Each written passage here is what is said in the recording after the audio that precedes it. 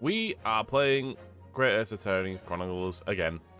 Last time, Magnus McGill had essentially got away with whatever crime he may or may not have committed because he decided to try and use underhanded tactics to win, which we did, I guess. Possibly, he may have burned alive inside the omnibus because of maybe the Reaper of the Bailey, Baron Van Zeeks, I believe his name is. I don't have a character to the right here because we don't have anyone specifically in mind of who's going to be in this next one because I didn't see anyone in the cutscene, annoyingly. But I did look at someone else's playthrough, just like quickly skimmed by to see who the defendant would be. So I'll add him to the right here, right next to my character here. And our picture will be complete.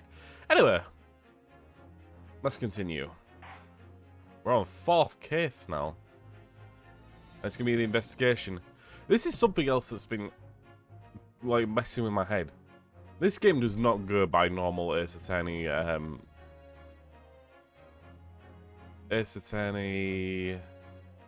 layout. Let's say it doesn't do a normal Ace Attorney case layout. Every single one of these has either been investigations or trials, and nothing else. No extra days, no nothing. I'm guessing that this one will go for both, since it's investigation part 1, but then again it might just be investigations. I don't know. We'll figure it out. Let's carry on. This game does not a lot like being predicted. Let's just say that.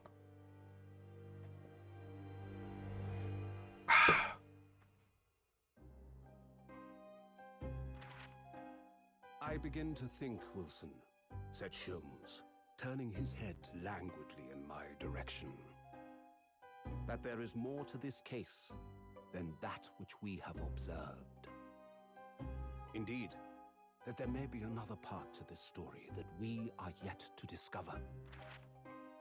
I've already seen this, but I am going to actually do something real quickly. I've changed the sound of the game. To the distant memory. Sorry, I'm going to actually talk over this because I need to figure out whether the game is too loud.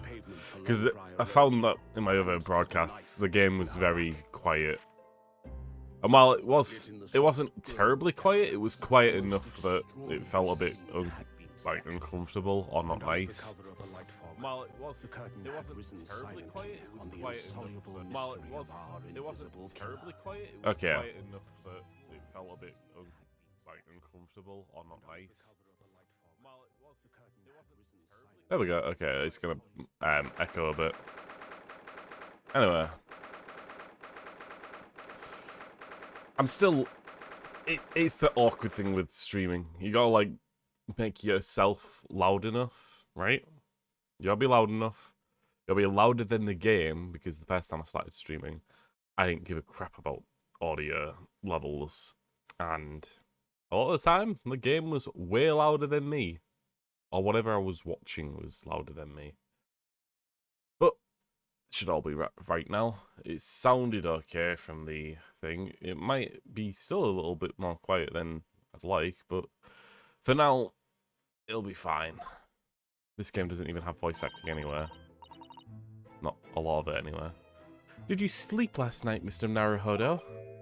No, not at all. It was an enormous hotel, wasn't it? The rooms were so luxurious, I felt like we were staying in a palace. And with all the glass lights twinkling, it was brighter than the day, even in the middle of the night. What about the enormous beds? After my time on the SS Bruya, I wasn't going to waste a single inch of that space. I spent the entire night rolling from one mattress to the other. Oh yes, it was really the sort of night where you could only dream of normally. Except I learned that we owed £3 for the rooms, that dream quickly returned into a nightmare. Oops, sorry about that. The building was so impressive and the entrance was so inviting, I just wandered in without thinking. In the lodging house in Japan, that sum of money would put a roof over your head for a whole year. I did try, but I'm afraid I couldn't help my tears when we were presented with that bill. I'm really sorry. Well, never mind. We'll just have to find some more affordable lodging straight away, though. If we're not careful, our entire stipend will be used up in 10 days or less. London is a scary place. Ah, good morning to you in this early hour. There he is again. Oh, yes, we are, well. Good morning to you, Lord Chief Justice. We have come to report the outcome of the trial at the Old Bailey yesterday. Susato-san's amazing. She doesn't bat an eyelid, even in the presence of an imposing Lord Strongheart. Ah, yes, I believe you had a very comprehensive initiation into British courtroom practices. Oh, yes, it was very eye-opening. Thank you. And in accordance with your instructions, Lord Strongheart, Mr. Naruhodo performed his duty perfectly to the end. Yes, I have already been apprised of the events. You concluded a remarkable defense. You may consider the test passed. Oh. No longer are you a student from the Empire of Japan as you claim to be. You are a full-fledged lawyer. My country is delighted to welcome young talent from such a remote eastern island. Thank you very much. So, I'm a lawyer now. Now, in the view of your new appointment, I have a fresh case in mind for you. I'd like you to take it on at once. I trust that that won't be a problem. Another case? Already? Nothing trains a lawyer better than practical experience. I'm sure. I don't sense dissatisfaction, do I? No. It's just that yesterday's trial ended unusually. I haven't quite come to terms with it.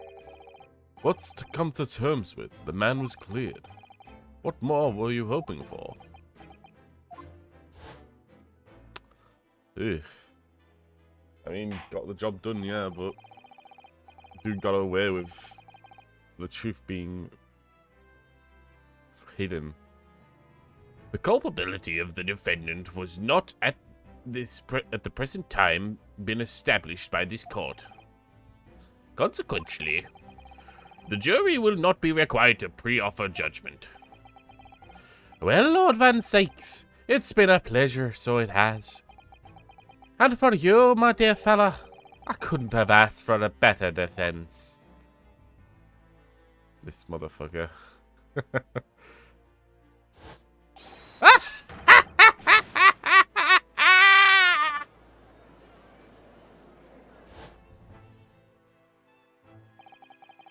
I just can't help wondering. Mr. McGilded really was innocent. Mr. Naruhodo! It's just that I never managed to ascertain the truth. And then the trial ended. Well, you needn't let it trouble you any longer. I'm sorry?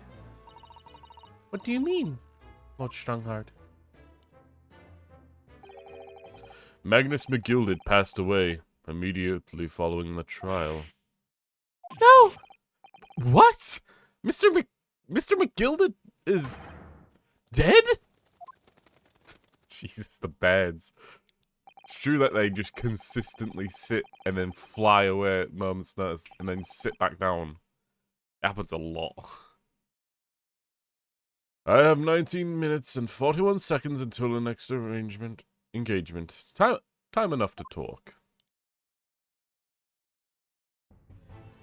I never really got a voice nail down for this guy, but I'm gonna try and do posh, deep voice. Yes, it's quite right, like that.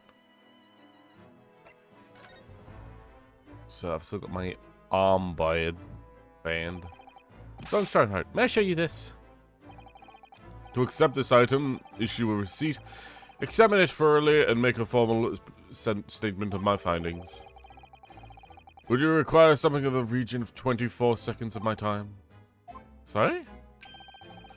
Does this item warrant 24 seconds of my time, Mr. Naruhodo? Let's just leave it for now.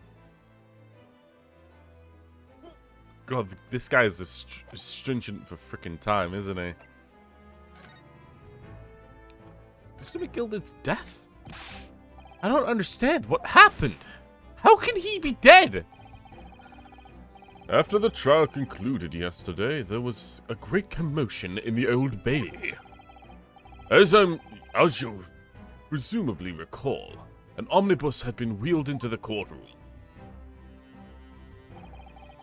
Yes, of course, that was the scene of the crime which Mr. McGilded had been accused of. Precisely. Well, while the bailiff's attention was diverted by some other matter, the omnibus went up in flames. No. How could such a thing have happened? True, how is it possible for that bus to have been tampered with so many times? That has been investigated as we speak, but already. The police have identified a corpse found inside the charred shell of the carriage as that of Mr. McGilded. That's awful! That's awful! The man must have slipped inside whilst the bailiff's attention was elsewhere. The bailiff really needs to pay more attention. And how could that have happened? That is also being investigated as we speak. Thinking back now, immediately after the trial, Mr. McGilded did mention going back into the courtroom to look at the omnibus. That he did. That's why I instantly assumed that he was the dead one. Well, I must be making tracks now. It is time for the inspection. Sorry, what inspection? They're going to examine the omnibus again, so I'm told. I asked if I could be present for it myself. An inspection of the omnibus? Not to my knowledge. I don't believe Scotland Yard had any intention of re-examining the carriage. But then who was Mr. McGilded talking about? Never mind that now. The Yard is making a thorough investigation. The matter is no longer any concern of yours. Leave it to the police. Poor Mr. McGilded.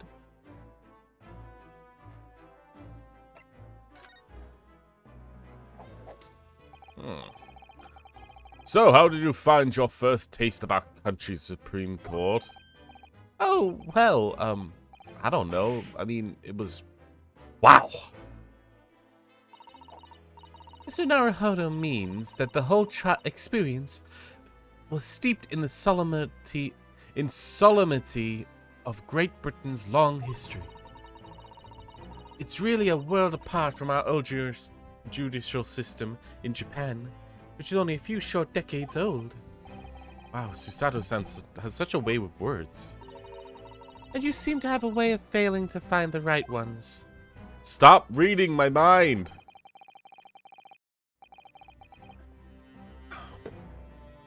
The judicial system here is the most advanced in the world. Learn all you can. The most advanced in the world, is it? This guy does love his country. Which I can appreciate. 'Twas fortunate that your very first trial was a simple affair. Simple? Exactly. That was simple? I believe I mentioned yesterday morning. It was a trial that you couldn't lose. I don't mean to be contrary, Lord Strongheart, but that case was anything but simple. The circumstances of the case were so incriminating, I was stunned when I first heard them. In fact, I'm still finding it hard to believe that we managed to get a favorable verdict.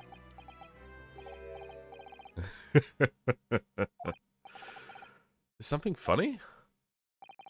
No, my apologies.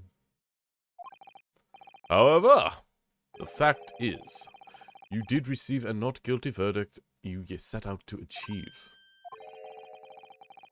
That can only be attributed to exceptional talent, wouldn't you agree? Well, I don't know about that. You are contradicting yourself over and over again, dude. Oh, it was guaranteed that you'd win. Oh, but you really went out of your way to get that non-guilty verdict. Well done. Good show. Jolly good job. No, never mind. You exceeded my expectations, I freely admit. That much, at least, is an undeniable truth. Which is precisely why I have prepared a new case for you, which I mentioned before. What's going on? What was he going to say before?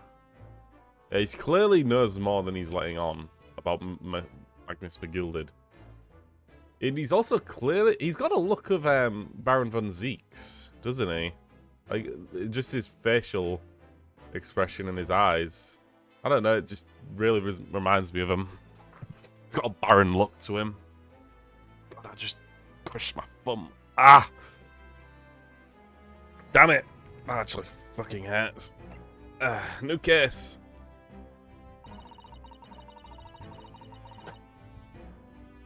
Could you perhaps give us more details about the new case you mentioned? Fuck, that actually really does hurt. Crushed my nail. Don't tell me it's a murder and the trial starts in 10 minutes. Don't worry, it's nothing so alarming or quite so urgent as your last assignment. In fact, the case is completely different. Oh, I see. Did he just read my mind? Dude, why have you been asking that about Susata? She's literally been reading your mind since the start of the game. That is to say, no one has died as yet. Interesting. And the trial will not be today. There's plenty of time to research the case thoroughly. Okay, good. We've got investigation and trial in separate instances. 23 hours, 43 minutes, and 19 seconds to be precise. Huh. So the trial's tomorrow then. Is everything alright? Oh, yes. I'm just a little confused, that's all. Yesterday's trial was, well, it left me wondering if I'm really cut out to be a lawyer. Oh, Mr. Naruhodo. I don't know if I could face standing in that courtroom again after Mr. McGilded's trial. Ah, yes, I nearly forgot. There's one similarity with yesterday's case. Once again, there's currently no advocate for the defense. Oh. If the situation remains unchanged, the trial will start tomorrow with the defense unrepresented. And if that happens, I need not remind you of the inevitable outcome. But hold on, you are confusing me the fuck out. No one's died yet, so the inevitable outcome would just be a guilty verdict, right? But the guilty verdict wouldn't be capital punishment because nobody's dead yet. How are you predicting that someone will die?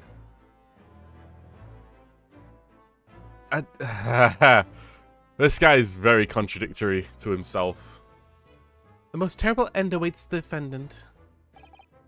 Yes, that's right. Ah, here we go again.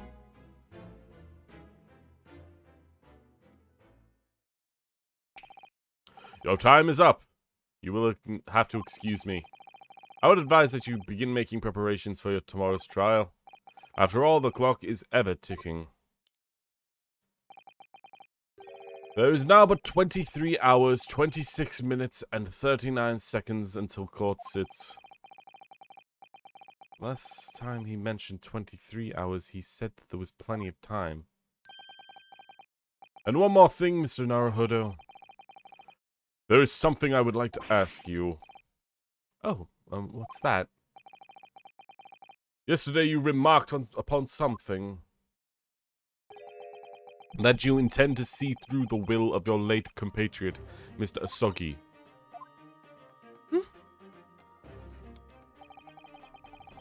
I would be interested to hear. I would be interested to hear what exactly you mean by that. Inside 34 seconds. Oh, well, Kazuma always used to say, you see, that he wanted to learn how the greatest justice system in the world worked so he could change ours in Japan. Now that he's gone, I'd like to work towards that myself. And there's another thing. Oh. Another thing? Continue. On the way here, on the steamship, he said something to me. There's something very important that I have to do. Something very important? What exactly would that be? He never had a chance to tell me. I suppose he would have done if he had been made it. You're out of time. Thanks for the enlightening discussion. Mr. Naruhodo, what was this all about? Mr. Saki never once mentioned anything of the sort to me. I urge you both to focus your attentions to the matter at hand. I've taken liberty of summoning the police inspector in charge of the case. It's this guy! He's got a bundle of chips! He's got a chip buddy! I really hope that it's a chip buddy. I don't see a bread bun, but that might be inside the packet. He'll be able to appraise you of the details. How long has he been there? So, I wish you the best of luck. I bid you farewell.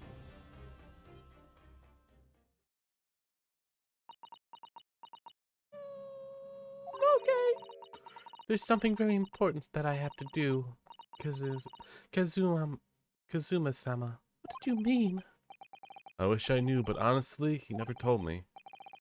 Anyway, we'd better talk to the detective, don't you think? Yes, you're right. I hope I'm just imagining it, but I wouldn't say he looks pleased to see us at all.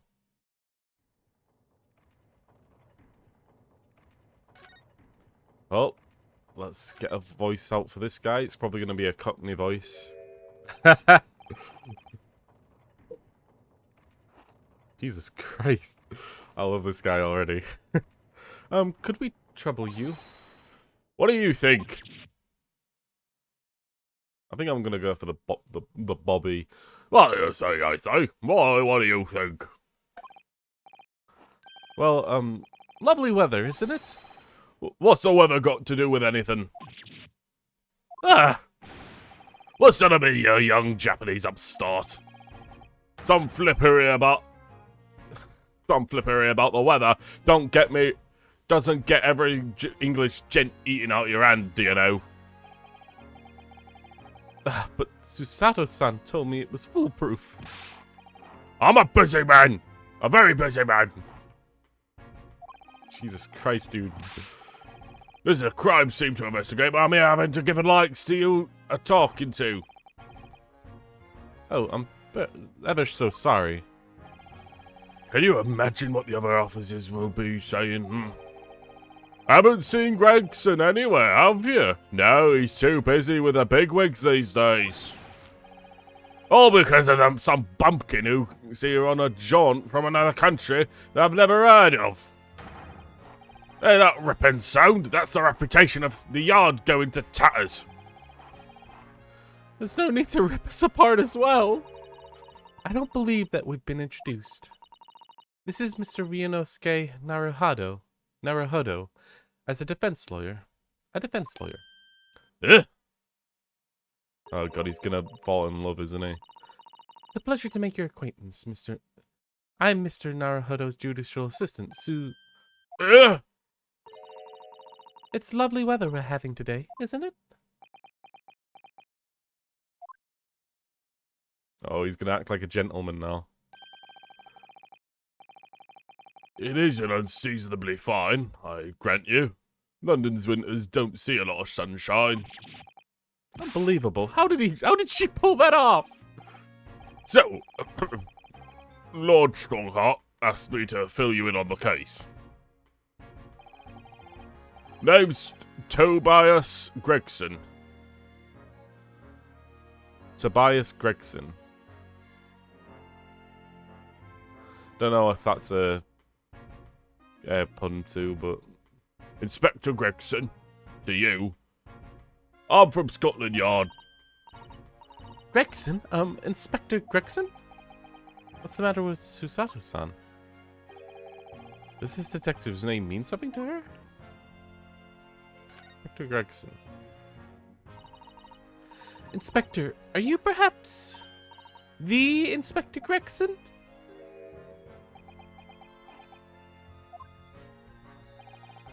You're acting like you know this man, Miss Susato, but he's a London detective. Oh, I do know him very well, in fact. Very well? Yes, he features prominently in the adventures of Sherlock Sholmes. Oh, in that publication. What's it called again? Radst Magazine? That's right, Inspector Gregson and Mr. Sholmes enjoy a wonderful friendly rivalry. Really? Really? You rival the great Mr. Sholmes? That's incredible. Oh, well, I don't know about that. Mr. Sholmes isn't a professional like myself, of course, but he does come up with the goods from time to time. Mr. Sholmes is equally complimentary about you, Inspector, isn't he? You earned his highest praise. Gregson is the pick of a bad lot of all the Scotland Yarders. Those were his exact own words. That was his highest praise?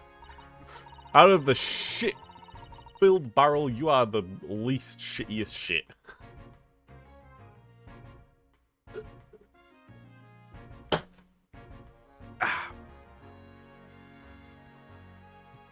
Well, Mr.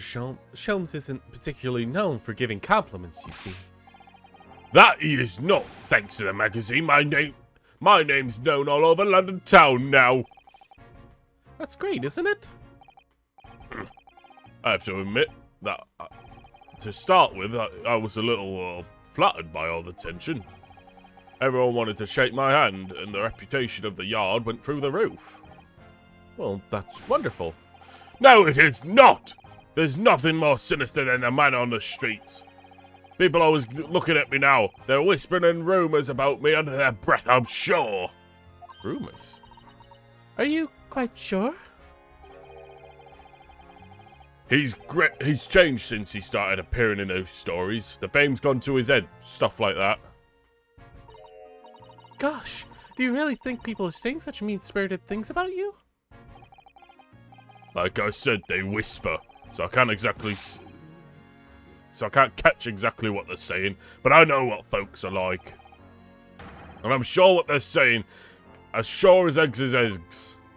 That is a saying I've never heard of before. I get the feeling that this detective would be very hard work. Oh dear, perhaps the sudden rise to fame does change people. Can I present? Nope. Oh, I can't present items to him. This case. So, about the case that the Lord Chief Justice mentioned before. Nothing to tell, really. As far as we're concerned, at the yard, it couldn't be simpler. Oh dear, that probably means, as far as we're concerned as lawyers, it couldn't be more complicated. I wish you were wrong about that, but I have a nasty feeling that you're right. Oh god. A young woman was walking along the pavement on Blair Road when she was stabbed from behind. Fortunately, it wasn't fatal, but she's laid up in an hospital unconscious. That's despicable! What sort of coward would attack a poor woman from behind? I suppose you'd have to finish whatever it was off with the Susato takedown, wouldn't you? That's neither here nor there, Mr. Naruhodo. Brace yourself, Ryunosuke. You've angered her now.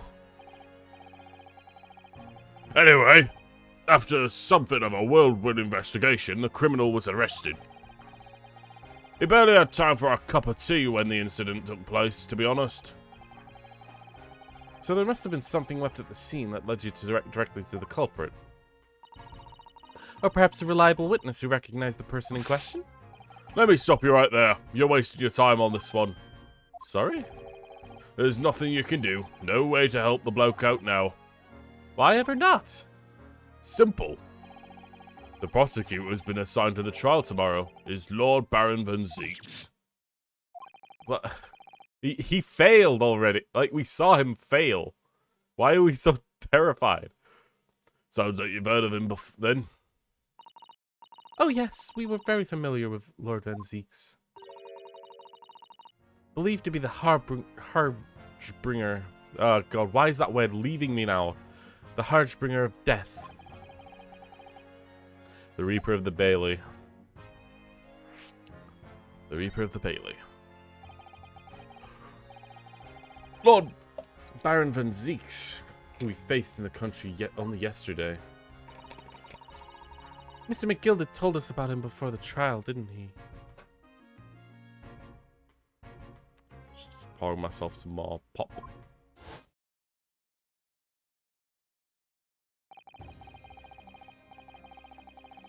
When Van Zeeks stands for prosecution, they call all accused as sacrificial lambs. Sacrificial lambs. This is Mr. McGilded speaking. And every trial in which he was the prosecutor, the accused has been damned. There you go.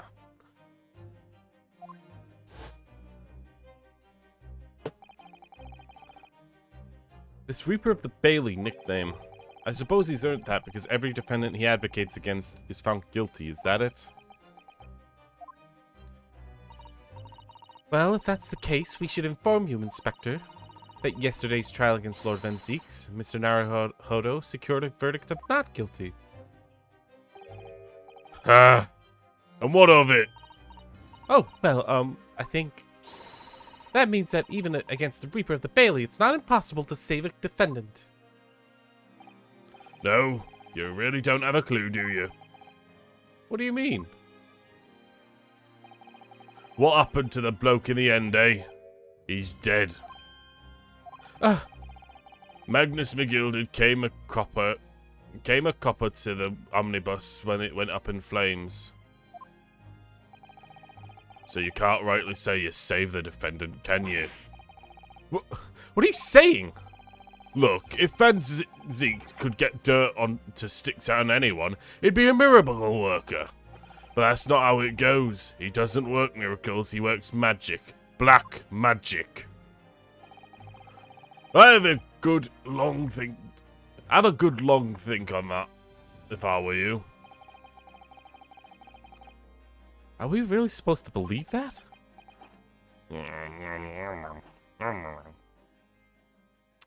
Is that sausage and chips? Is he eating sausage and chips, or is it just fish and chips? Is it okay? Is it just fish and chips? I mean, I didn't instantly think fish because I don't really like fish. I usually get, if I have to get something with chip boy, it's probably sausage. But to each their own. Right, then.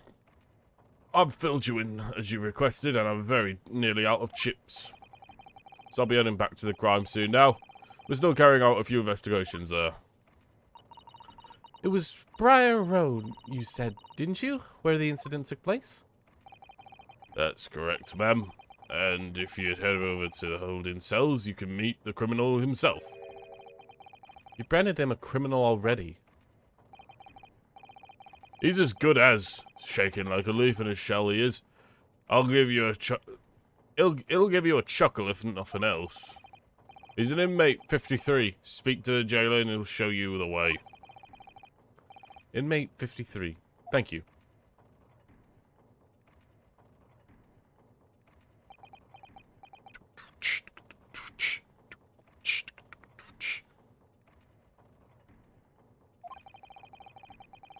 So there's no helping anyone against the Reaper of the Bailey, they say. Is something troubling you, Mr. Naruhodo? To tell the truth, when I recall the trial yesterday, I can't stop myself from shaking. The idea of facing the Reaper in court again is... Well, if you think it's too much for you, there's no shame in turning the case down. That takes courage too. But if the man is arrested, they've arrested is innocent. You could well imagine that he's shaking like a leaf in his cell. And I, for one, wouldn't find the sight of that funny. So, if I'm honest, I'm still reeling from the shock of yesterday's events myself. And I'm not really sure if I'll be able to help this man, whoever he is. But I'd like to try. So I think I'd like to make some inquiries. Will you help? Did you really think you had to ask? After all, I am your judicial assistant. Thank you. So then, shall we? Yes! Let's go! Let's go! Has this any of this changed? Look at these menacing metal giants facing... Yeah, I think this is the same. Suits of armor. Oh, right. Thought maybe they were like lion dogs. We have Japanese giants, yeah. Something else I've noticed. Presenting your arm badge, or your badge in general in this game, doesn't seem to get you any dialogue. Which is a big... I think it sucks. I think that's stupid. I think that they failed. This entire game sucks because presenting the armband doesn't get you any dialogue from anyone. So you got Blair Road or prison. Let's go meet the defendant because that little lonely space next to my character here, it needs to be filled with a certain scared man.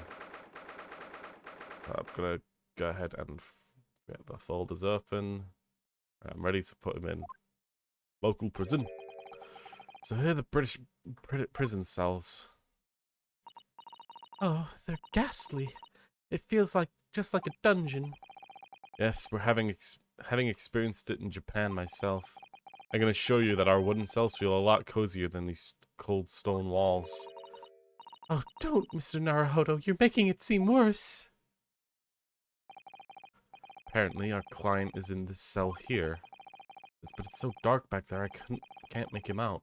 Wonder what he's like. Inmate 53, your legal representative is here to see you. Stop idling in the back of this cell and show your face at once. Am I a cat? Yet, with no name? Call me a number. It's utterly unbelievable, unjustifiable, unjustly unreasonable. I refuse to answer. Mr. Naruhodo, what? What do you think is going on here?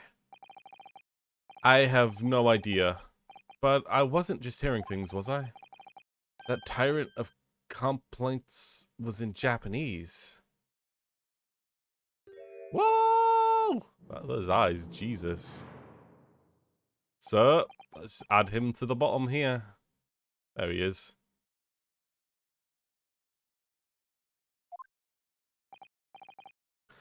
Excuse me, but who... Shh! Quiet! They're all around. Hiding. I know where they are. They're watching. Listening. Even now, I can sense it.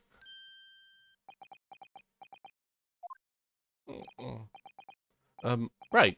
So, could I ask you There you are! You've come to curse me, haven't you? Don't try to hide it. You're a ghost. A ghost? God, this guy's twitchy.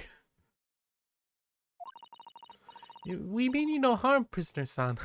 Prisoner-san. Are you Japanese by any chance?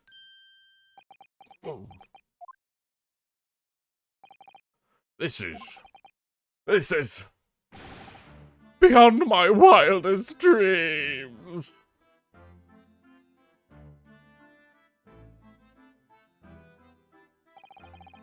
Forgive my outburst from before. I'm truly sorry. Oh, it's fine. We're just a little surprised, that's all. Imagine it! I've been It's been 12 long months since I left my hometown, and here I am, in a frightful sticks in a foreign land. I'm so hearing the sweet, sentimental tones of a compatriot's voice here in this damp, dark hellhole was a most monumentally moving moment. Jesus, who could have guessed that our new client, Lord Strongheart, assigned to us, would turn out to be a fellow Japanese? Ah, what compassion my young fellow countrymen show. To dispatch first-class lawyers all the way from Japan to defend a mere foreign student. Most noble, nurturing, never-failing Nippon! Should I change his name to a Japanese, like an eccentrical Japanese, the Nipponese? Yes. Nah, I never like the voices that go way too over the top unless the character is, like, crazy in look. He looks pretty normal comparably to his, like, the way he acts. But I feel like I like voicing him as just a freaked out dude. I can't really do freaked out in the Japanese voice. A first-class lawyer? Oh dear, I think there's been something of a misunderstanding here. I wonder, would you be so kind as to tell us what happened? Why you have been detained as a suspect, for example? Yes, I can and I will. Shan't say sudden and silent. I'm not quite sure I understand what he means, but he seems happy. Yes, he does. Let's hope he actually has a good reason to be.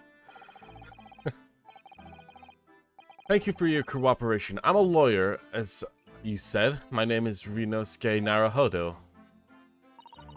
And I am Naruhodo-san's judicial assistant, Susato Mikotoba. I am a visiting student sent here by our government. Notably, notorious named Nusume. Sosuke Nusume. Okay. Sosuke Nozume. Sosuke Nozume-san? What an unusual name. Call me Soki, please. Soki. Suski. Suski. Call me Soski, please. I'm a poet, you see. A writer of haiku. Is something of a nom de plume. A nom de plume? You mean an alias? That's right, Naruhodo-san. No! Don't be more so pro-sack. It's much more refined than that. And haiku? They really remind me of home. Did I hear you when you said you were a visiting student? Sent over here by the government? Yes, that's right. A year ago, I was told to study it, and study English. First, I had to suffer that misery, and now it's up beyond the pale. Suffer in that misery? Did you not want to study here? No! I mean, I've had an interest in Great Britain for some years, of course. Oh. But just because the government tells you to do something, does it mean that you can do it? No! What do you mean? If they told me to go study English literature, that I could have understood. That's my field. But no, they told me to study the English language. Utterly, unbelievably, unjust, unreasonable. It's very similar, dude. I see. Only the other day I was told to send a report about my first year here. I tethered a blank piece of paper. Wise words on whitewashi. You must be the man of great standing. Oh yes, I am often told. and often likes to be told, it seems. Jesus, this dude is eccentric. The accusations against you. Could you perhaps tell us exactly why you've been arrested, Sosuke-san? I didn't do it! I didn't commit that atrocious murder! Murder? Oh, no. That's all right. The woman didn't actually die, did she? But she was stabbed with a knife right before my eyes! Right before your eyes? You mean you saw the attacker? No! I didn't see anyone. What? If I'd seen the person who did it, do you think I'd be locked up in here? Oh, it seems this case is becoming rather complicated. Why me? Why me? Why did that silly woman have to be stabbed in front of me? It's a curse. It's a curse of London. It's incredibly, indubitably, irritating, inconvenient. So Sosuke-san was there at the scene, but he didn't see the attacker? It's vital that we find out more about this case. About the case. So the accused evening, just after snow had finally started to clear and heavy with fog. I've been to the bookshop to buy books, and I was on my way back to my accursed lodgings. Sure, the bookshop was a curse. I'm sure the bookshop wasn't a curse too. As I was walking along that accursed pavement, I could make out the sole silhouette of another ahead of me. A woman was wearing a green overcoat. She was, and just as I went to overtake her, Jesus, she suddenly let out a little scream and collapsed on the cold hard slabs below, a stone at my feet.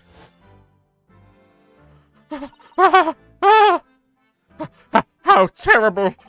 I called out to the woman, but she didn't move. It was like a ghostly, ghoulish, grim graveyard. Said slight exaggeration there, perhaps. I was terrified. I had to get away from there. So I ran as fast as my legs would carry me to the cursed lodgings. That's not good. They'll say it was shameful, I know, to run away like that. Tell me, Sosuke-san, was the victim an acquaintance of yours? Don't be ridiculous! Do you think I know any of these fair-haired English? And the young woman at that? I'm different. I'm diffident. I'm diffident, shy, timid, unsure. I can't talk to people. I see. A young woman? Unknown to Sosuke-san.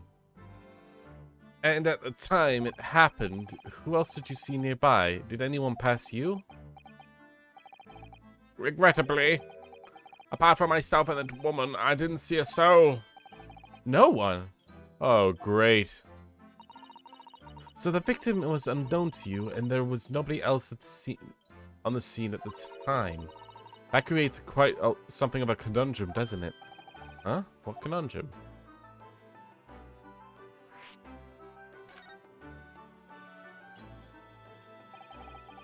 What do you mean, Susato-san? What's the conundrum? Well, if Soki-san had just told us that is true, there's something I can't explain. He says he didn't know the victim and that there was no one else at the scene. So then he apparently fled without being seen. I did! But if that's the case, then surely this man has to be the culprit. Ah, you! What did you just say? Nothing. I didn't say anything. Oops, perhaps I thought a little too loudly. I thought too loudly. Actually, that's not what's troubling me. What I was thinking was, how did Soki-san actually come to be arrested? Sorry? He didn't touch the victim, and there was no body at the scene to see him. So how did the police ever discover that he was there in the first place? Oh, yes, she's right. Yeah, it's pretty obvious that that's what you come to. It was him. That accursed great detective. He led the police to me. Of all the bad luck. The cursed great detective? Could it be? I'll never forget that man's name as long as I live. With his haughty laugh and his self-proclaimed greatness. Brash, big-headed, busybody, be gone! May you be accursed for all of the end of your days, Sherlock Sholmes! I knew it. Of course he's back. Mr. Sholmes?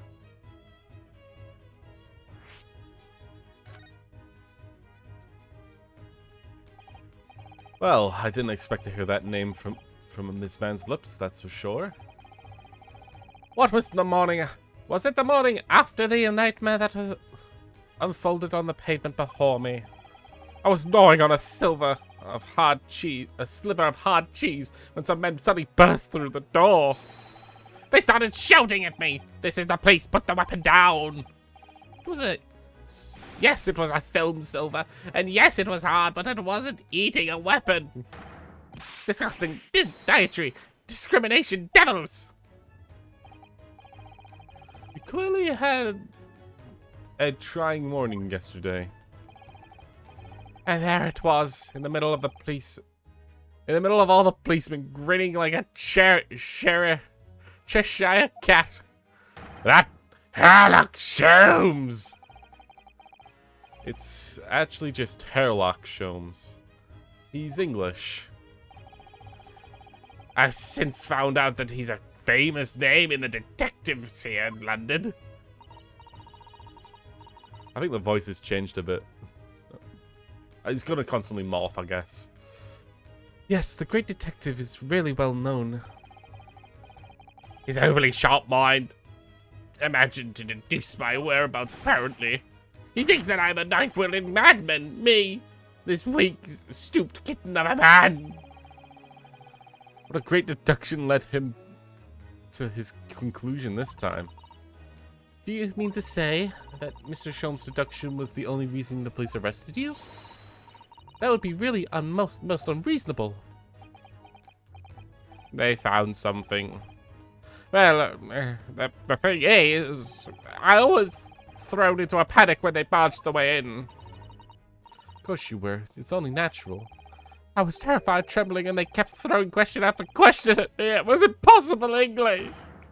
Phoenix foreign film flamery. Well, we are in England. You can't really blame them for questioning you in English. Good point, good point. But my mind went blank, and I knew I had to answer, but I didn't know what to say. So I just kept repeating things like, yes, I do, and I'm fine. Next thing I knew, I was in mandacles.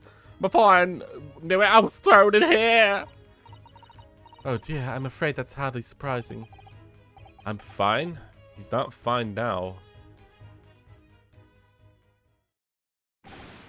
Mr. Naruhodo, Esquire. Oh, you can just call me Naruhodo. And when we're speaking English, a simple mister is more than enough. Oh, yes, all right. Yes, they've really got me. This country's poisoning my mind. Oh, please, I beg of you to defend me in court tomorrow. You could tell them what really happened. You'll do that, won't you? Well, Why? Why? Why is it so hard to say yes to me? Well, the thing is, I'm just a student like yourself, on a study tour. Ah, a student? I have defended a case in the Old Bailey only once, though. But at this moment in time, I really don't know if I'm supposed to believe in what I'm supposed to believe in. I'm confused about what justice in this country even means. Oh, Miss Naruhodo-san. I'm not even the foreign student that was supposed to be here. I'm sort of a locum lawyer, I suppose. But that armband, it marks the defense lawyer of our great empire. It's a keepsake from the man who should have been here. He was my best friend. A keepsake? I know exactly what they're saying about me. Oh, Who do you mean? The lawyers. They're all British lawyers. They won't defend me. Goodness, why do you say that? For the same reason as you noted before, when it happened. There was only the victim myself around. So I ran away from the scene of the crime. I'm not a fool. I know it looks like as though I must be the culprit. It must be very hard for you, Sosuke-san.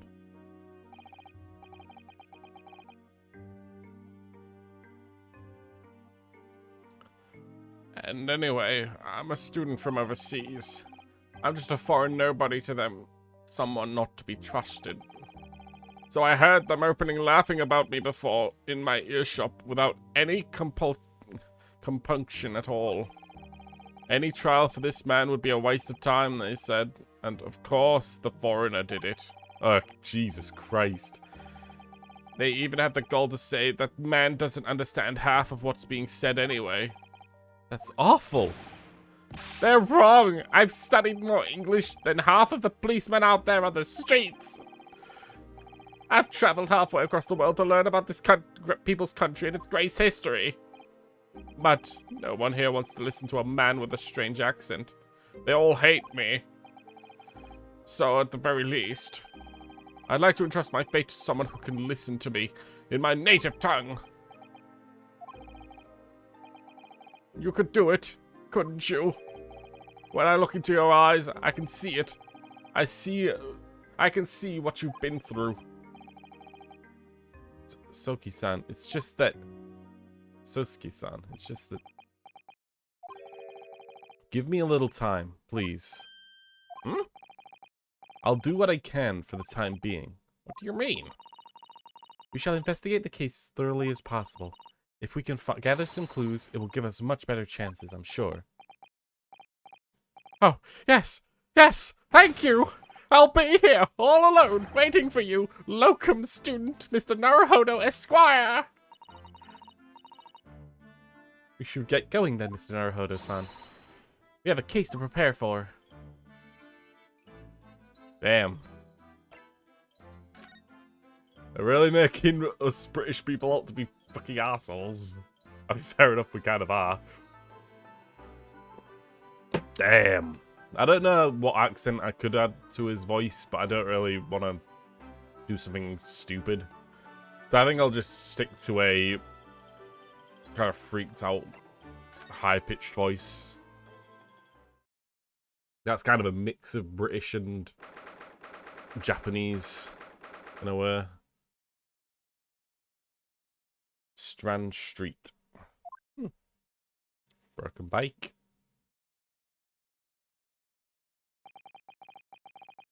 So this is where it happened. Blair Road. Barrier Road. Is it Barrier Road? Barrier Road? Ah, look, Mr. Naruhodo. Look at the regulation metal helmet. It's unmistakable.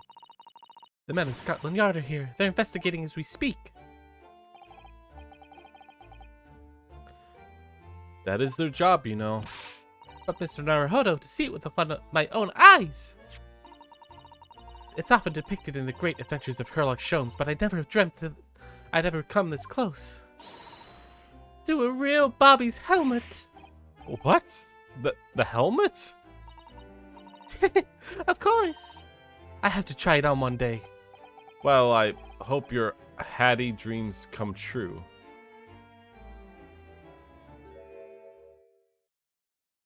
Oh, God. What are the Japanese delegation doing here? Oh, Inspector Gregson. Ah, nice. It's investigation music.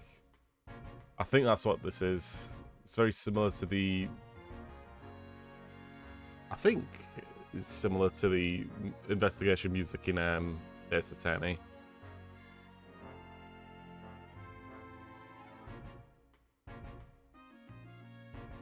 Although it does sound like courtroom music as well. I can't say exactly.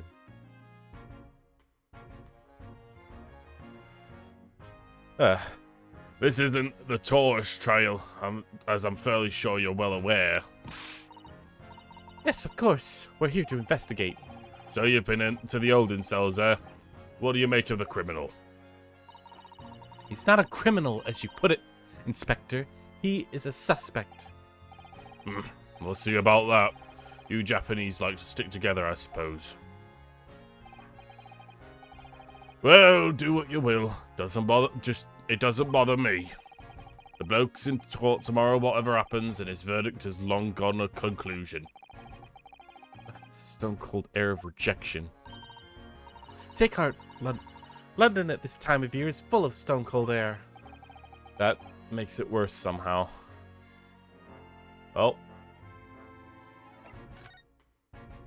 Scotland Yard. Tell me about Scotland Yard, Inspector.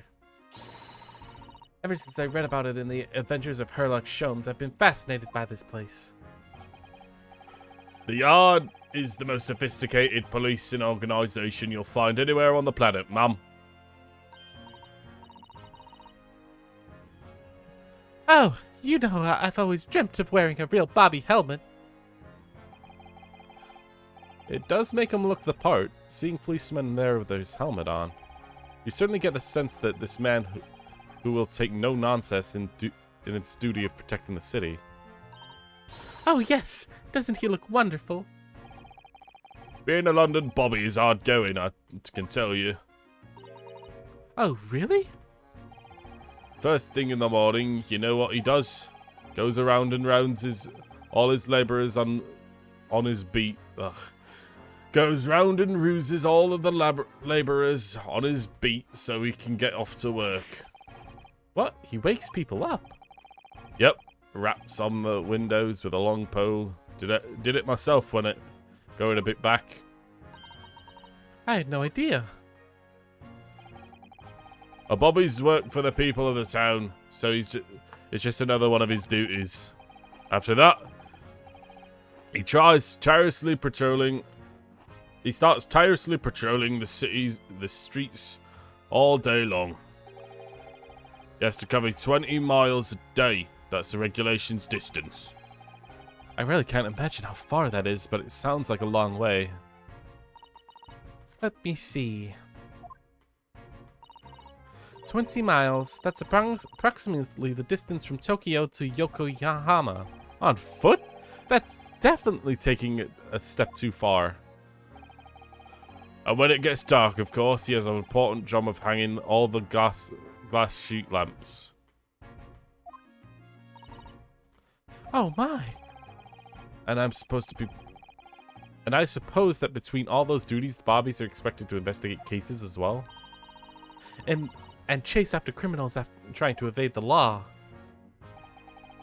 I'm not sure you could call it in between exactly. More like alongside, but yes. They're expected to handle the jobs as well. We do have men kneeling over from time to time, I admit. I always dreamt of wearing one of those helmets, as I said. But with the heavy part, that I have to relinquish that dream to you, Mr. Naruhodo. With your heavy heart will be my heavy head if you do.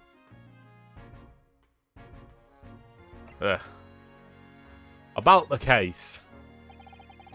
It happened around 5 in the evening, 2 days ago. Just there, on the open bit of the pavement. The victim, a young woman, was stabbed with a blade from behind.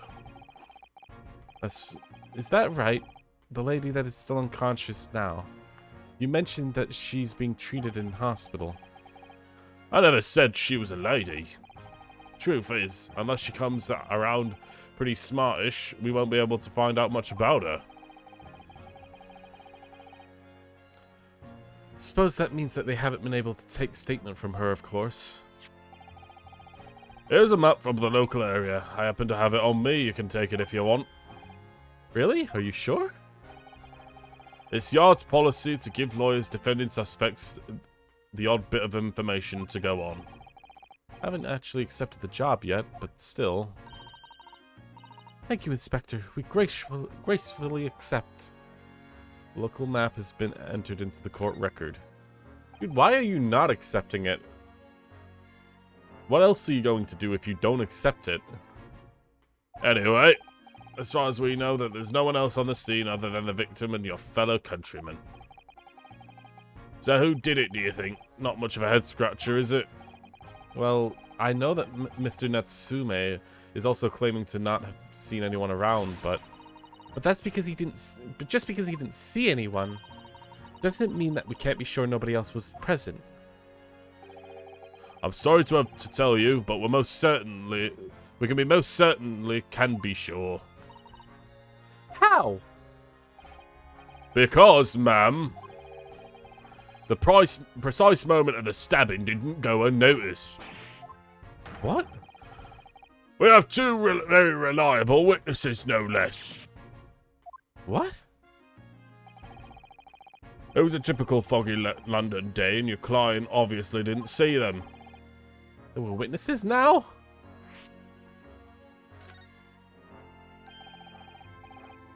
Who are the witnesses, Inspector? A fellow and his wife, and the man's one of the most reliable and respected citizens in all of London. He's a copper from Scotland Yard. Ah! A policeman? That might change things. And the policeman just happened to be here at the exact moment that the woman was attacked. Nothing particular about that, ma'am. Part and parcel of being a bobby, catching them in the banging ups and all that. Do you think it might be possible for us to ask the policeman a few questions? Be my guest. You can ask him what you like. Tomorrow, in court tomorrow. Oh. I've no doubt he's been summoned as a witness. So that'll give you something to look forward to. That's that, I guess. He's got no intention of letting us meet the man beforehand, it seems. The policeman witnessed the incident. As your judicial assistant, I must warn you that this could make our job very difficult indeed. Yes, as a non-judicial assistant, I could have warned me of that too. Jesus. The wording sometimes just completely throws me for a loop. Oh yes, there's one thing, Inspector. What? The person who led you to this suspect, I heard that it was Mr. Herlock Sholmes. What are you bringing him up for? Was it something I said? The colors drained from his cheeks.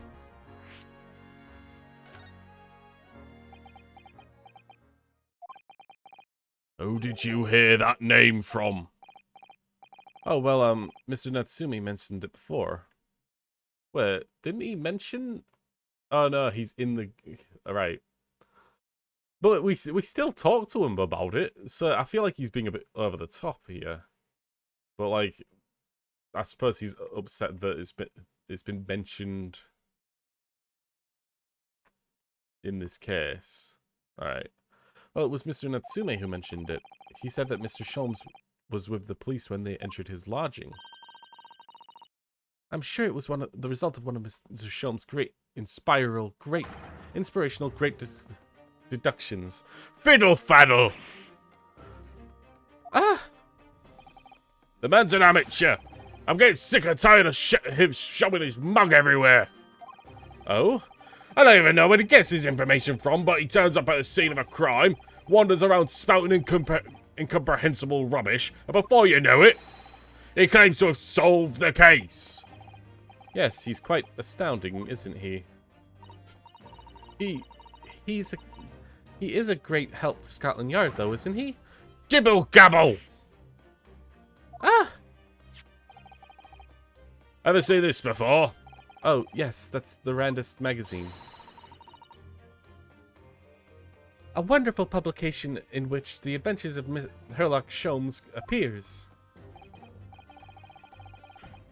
Yes, well, that wonderful publication, as you put it, sees fit to include several of the Yard detectives in its stories. And the so-called great detective makes a mockery of all of us. If you ask anyone in the yard, it's a misadventure to be included in any Herlock shows that take it all. Tell it all. Well, I suppose there's an element of that. We work our socks off, every single one of us, only to be frumped by the public thanks to the obnoxious detective. That man is dangerous to us at Scotland Yard, and he has to, and as he is to all of criminals. That can't really be true, can it be, Inspector? Clearly, the great detective and the police have a complex relationship.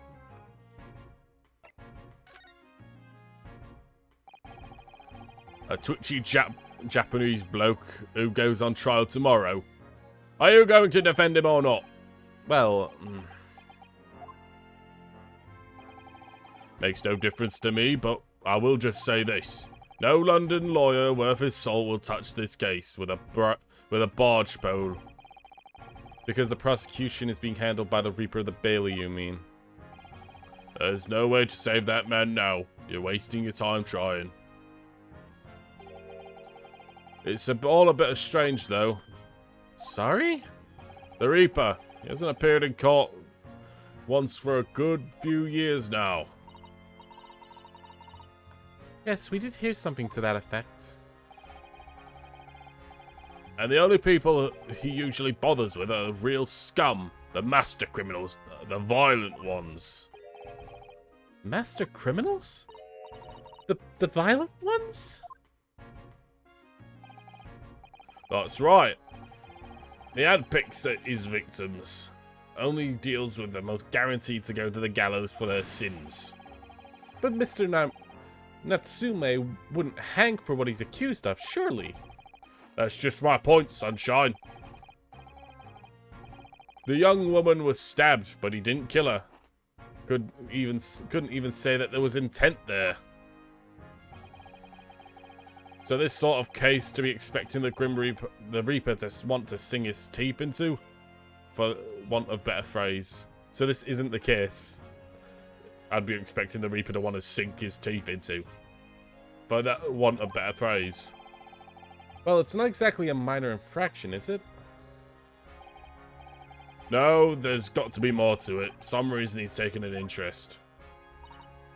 Really? What sort of reason, Inspector? You think I can tell what's going on inside the head of the Lord of Darkness?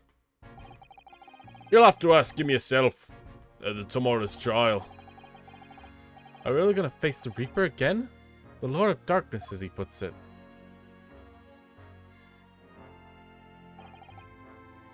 Well, I don't think we're going to get any more useful information out of the detective.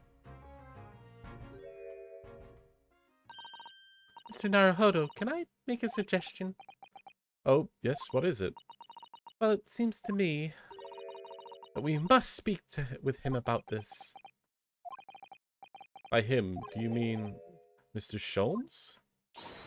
Yes, Mr. Herlock Sholmes. Exactly. Look at those shining eyes. You can't wait, can you? Well, Mr. Natsume did blame Mr. Sholmes for all of this, didn't he? Yes, he did. He really did. Which makes him an involved party in the case. Are you going to ignore that? I hope not. I assure you, it is not simply my selfish desire to meet with Mr. Sholmes again. The trouble is, we have no idea of the man's address. Jesus. We have no idea of the man's address, even. It's Baker Street. How do you know that? In the stories, of course. 221B Baker Street. The most famous address in all the world. Oh, I see. Well, there's nothing stopping us from going, I suppose. We better try and find our way there before Susato-san gets even more excited and unpredictable. Huzzah! Huzzah! I'll summon the carriage. So we have a reunion already. The great detective Herlock Sholmes. So I'm guessing I'm not allowed to investigate. Oh, a British bicycle, look! Although the wheel is misshapen, I'm sure it couldn't have possibly been ridden anymore. Someone must have been doing some breakneck cycling. It seems the wheels have become extremely popular in London recently. There's even a movement to change women's dress to allow them to ride as well. The bicycle fad won't last. The bicycle fad won't last. I don't see why anyone would want to ride something like that. Goodness, do you dislike bicycles? No, not at all. I mean, it's not like I dislike them exactly, Baka. It's just that any occupation that involves taking both your feet off the firm ground seems reckless. If you ever tried walking on stilts and fall into a river, I know you'd agree with me. We'll have to hire bicycles sometime so you can sit behind me while I ride you around. Okay. That's a rather typical brick building, isn't it? I'm sure it has a long, interesting history. Well, it certainly seems to have taken its toll on the place. It's crooked and sagging all over. In fact, it looks decidedly worse in worse shape than the other houses around here. We must find some cheap lodgings ourselves as soon as possible. Yes, you're right. Cheap, but ideally with reasonably level floors.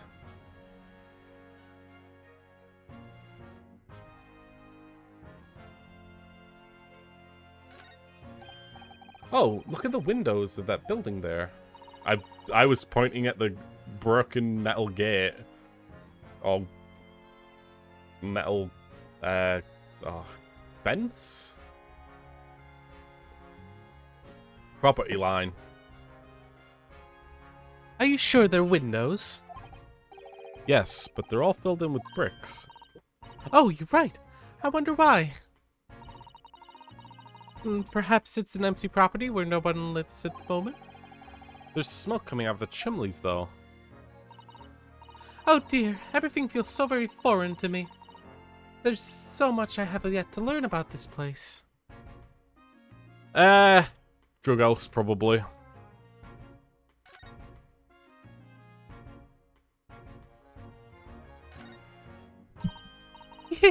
What a delightful snowman. I didn't realize English had the tradition of making snowmen as well. It looks a little creepy, though. Oh, it has a scarf, look. You'd need one if you were out in the freezing cold all the time. I wish I had one. I'm afraid our budget is somewhat frozen at the moment. We certainly can't afford a scarf. Surely snowman here wouldn't miss his.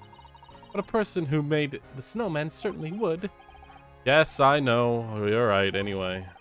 Even if I borrowed it, it wouldn't do much to warm my neck now, would it? It's covered in snow. Put on a radiator, then. Do they even have radiators at this point? Oh, that's Scotland Yard's carriage. They use vehicles like that to rush to crime scenes and cart away criminals. You're very well informed, aren't you? It's long been since a dream of mine to ride one of those through the city of London. Well, then pick up a stone and throw it through one of the windows, then. But that would mean being arrested in order to ride it, wouldn't it? Still, if it's the only way, help me find a good stone. No, no, no! I wasn't being serious. Jesus. That's one of the officers of Scotland Yard. The police are making sure the crime scene is undisturbed. I have a feeling that if we wander too close, we'll be clapped in irons. I think you're being a little overcautious. We've done nothing wrong, so we have no cause for concern. Oh no, I'm not getting caught out again. Twice is enough. Twice I've been found in handcuffs despite knowing the thing, not knowing a thing about what's going on. Yes, you've had quite a dreadful experience. I'm sure that it's that wide-eyed look of panic that you're so prone to. It does you no favors at all. Ah!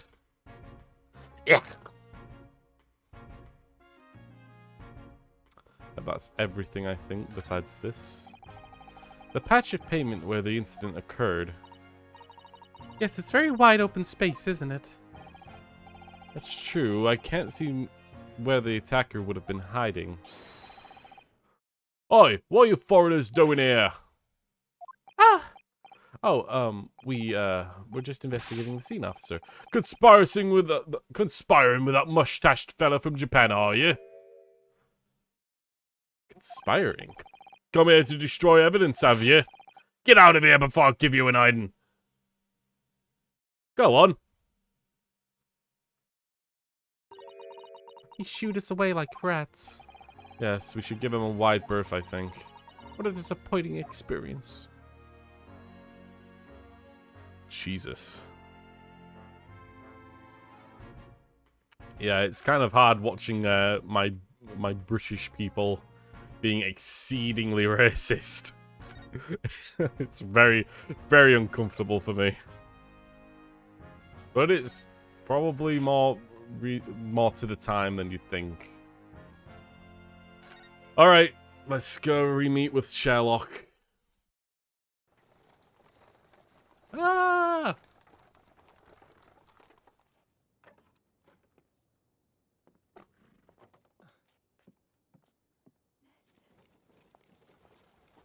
Thank you very much. It's just up there overlooking the street. Good day. Thanks again. Oh. This is it. The residence of Mr. Sherlock Holmes. Very exquisite.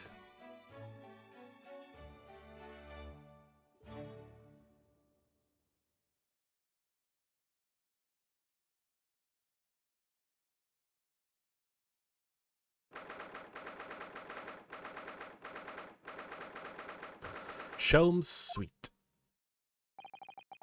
So this is where the great detective makes his living. It feels surreal to be here somehow. Why? Jesus Christ, this is such a mess. It's as described in the stories, huh, Miss Susato? Susato-san? Many famous cases have been solved here in this very room. Oh, I suppose they have been, yes. I've never really read the stories, so it's hard to get quite as excited about it as she seems to be.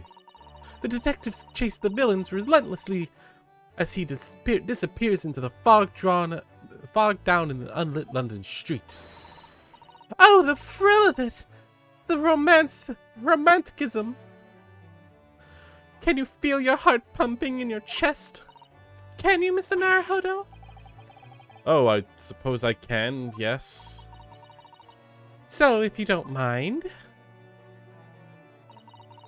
I'll have to stand here and soak up the atmosphere for a little while longer. Please don't mind me. She's obsessed. Well, it looks like our detective friend isn't home at the present. Excuse me, is anyone home? Oh, do we have a visitor? Hello! Is it a new big case for Mr. Sholmes? Hello. Wait, Aren't you? Oh, how rude of me. I'll go make some tea at once. I'm sure that's the same girl. Miss Susato, did you see that girl who was just here? Oh yes, isn't it truly extraordinary? To think that the King of Bohemia came to this very room and asked Mr. Sholmes to take on a case. The King of Bohemia? King William Crutchrix Schickmund von Orseman. Jesus, I'm not saying that again. Of course. Sorry, I'm drawing a blank. Forget the adventures of Forget the adventures of Sherlock Holmes for a moment and look over there. The tea is brewed, and I have a freshly baked cakes as well. Ah, it's you. I knew it. Susato recognizes her too. Yep, she's back from when the case was finished. Ah, there you are. And taking this with you as well. I was looking forward to a trial run of my experimental smoke grenade launcher. Oh, good day to you. I'm, well, the inventor, I suppose, of that machine.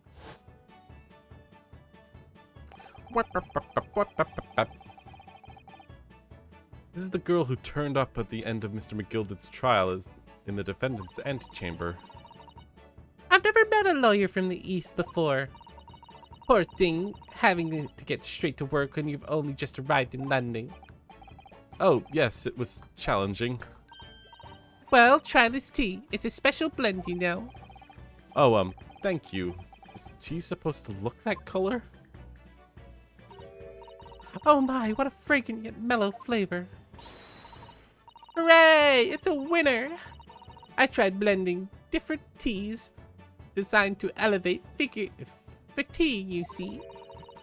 You must have been exhausted after your long voyage here, and you have another ticklish trial tomorrow.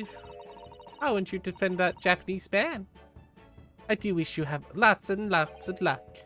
Did Mr. Sholmes tell you about us by any chance? Oh, you know Hurley, do you? Hurley? Hurley? Oh, Jesus Christ. Mr. Sholmes to you, surely.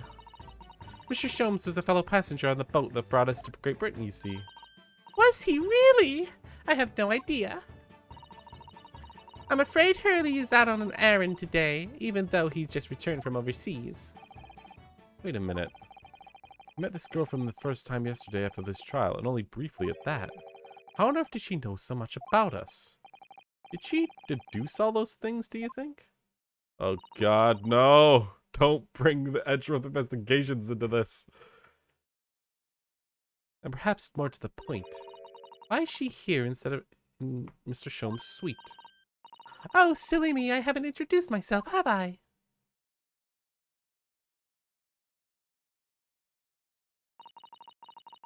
The great detectives... It's a great pleasure to meet you both. My name is Irish Wilson. Oh god. Your dad's dead. Oh god, your dad's dead. And I was put on trial for that.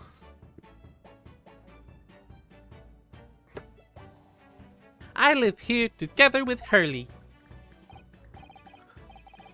Ah, Iris, is it? What a lovely name. What? What's the matter? No, wait. This can't be. Did you say that your name is Wilson? What's the matter with Susato-san? Why is she so flustered all of a sudden? Yes, that's right. What is your names? Oh, I'm Ryunosuke Naruhodo, a lawyer from Japan. Oh, sorry, I'm Mr. Naruhodo's judicial assistant, Susato Mikotoba. It's wonderful to meet you. Lovely, Susie and Runo. Got it. Susie? And Runo? There's more to this girl than meets the eye. So many questions for her, I don't even know where to start. Yes, and so do I.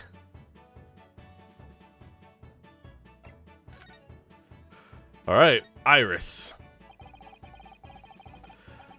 It was you that we ran into yesterday, wasn't it? At the Old Bailey. Yep, that's right. You were ever so helpful. Thank you so much. Oh no, not at all. We're sorry that we couldn't have been more welcoming. Though at the time, we did have a rather large gun pointed at us. Like this?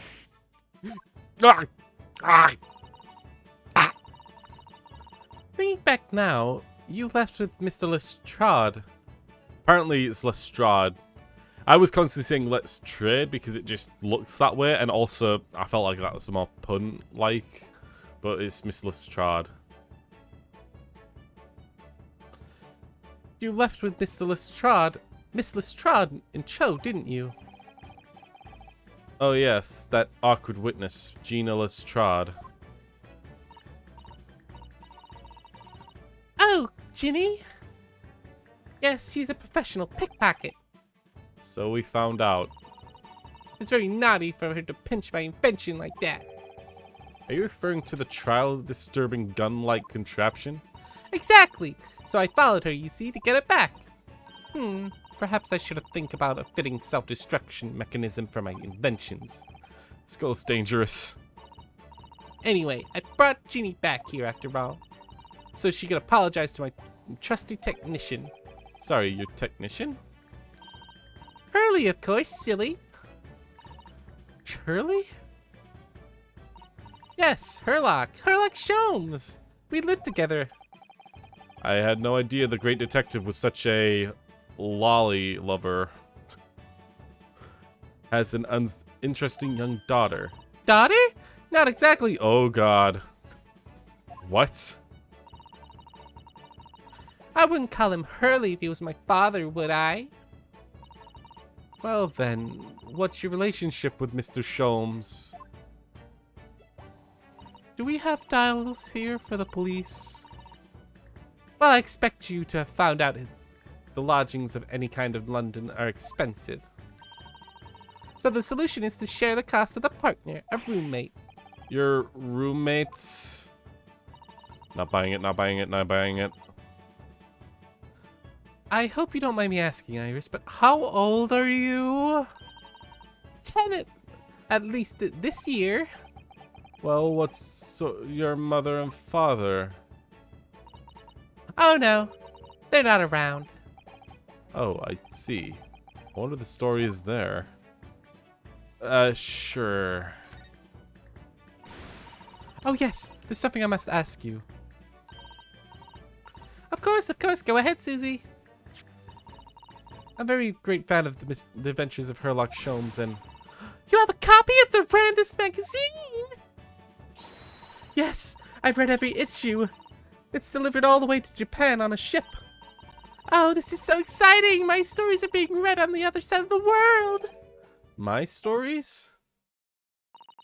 That's right. Hurley is solving such amazing cases, you see. He tells me all about them. They really are quite fascinating. It'd be such a shame if I was the only one who ever heard them, don't you think? Goodness.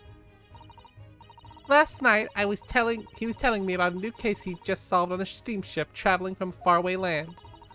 So just in the middle of typing up a manuscript for the next issue before you came.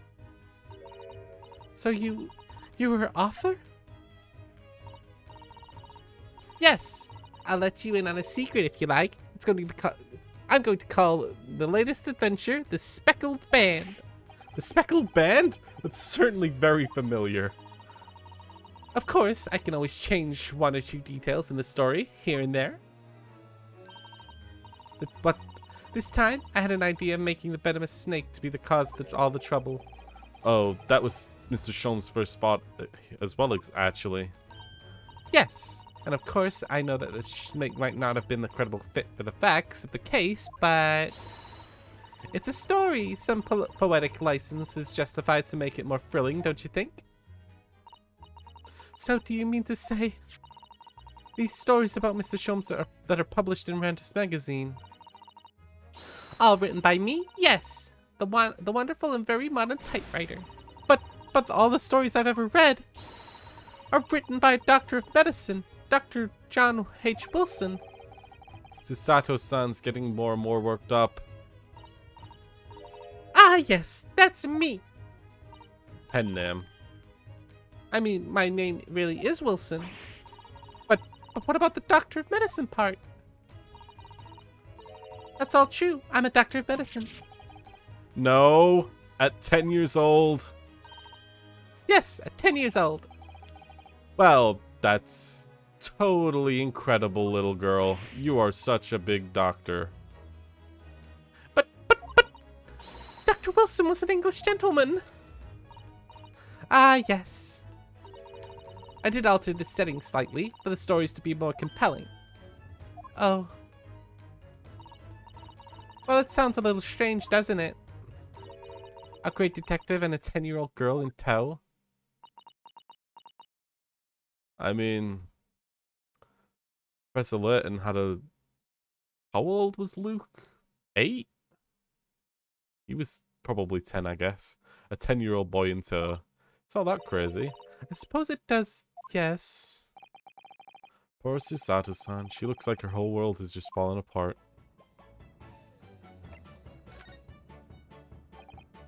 About before. Yes, yes? What's on your mind, Reno? Do tell me.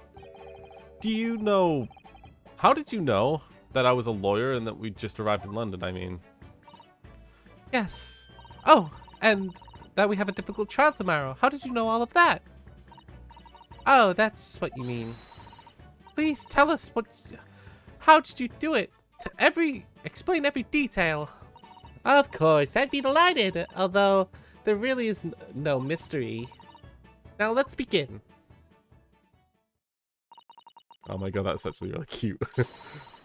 Iris Wilson is proud to present the Logic and Reasoning Spectacular. Oh Jesus, another gameplay mechanic. Oh Jesus Christ. First of all, I already knew that you were a lawyer, Reno. After all, I met you yesterday at the Old Bailey with the defendant's antechamber. But you said that we'd only just arrived in London. How did you know that? I observed the passport and travel ticket protruding from your breast pocket. Oh. So it's reasonably confident you must have only just arrived in the country. And on top of that, you accepted the case against the particular prosecutor, telling me that you were unaware of London's court affairs. The Reaper of the Bailey? I walked right into that one, didn't I? Then I noticed red ink stamp on the back of Susie's hand.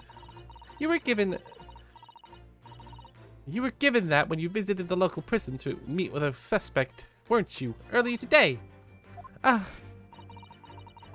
use those stamps to keep a close eye on the comings and goings, you see. I didn't realize. And the red stamp is used for people visiting foreign inmates. So what that told me, even though you had only yesterday concluded the trial of Magnus McGilded, the two of you have already had clause to visit a foreign inmate from a local prison. However, neither of you were wearing a particularly sad expression on your face, so I concluded that the prisoner was most likely to be a friend or relative. That led me to believe that you must have accepted a new case. I see. How could you have known that the trial was tomorrow? Well, having been home a few hours yesterday, Hurley solved another case. It obviously amused him. He told me that he caught a Japanese man who was bawling and trembling. Japanese man? Well, clearly it must have been Mr. Natsume. Now, Reno has a fancy Japanese sword. And I think your outfit is called a kimono, isn't it, Susie? Well, it's very clearly to me that you both come from Japan yourself. And I put two together and decided that you must be defending Japanese man Hurley Kohot. There's only one conclusion to the facts that could lead me to. You both came here to ask Hurley about the case. There's a note on the mantelpiece that says the man's trial will be tomorrow. Hurley was stabbing his notes with a knife, you know. He's silly. And that's all there is to it, really. Thank you for listening. I'm Iris Watson. Wilson. I'm Iris Wilson, and that was one of my great deductions.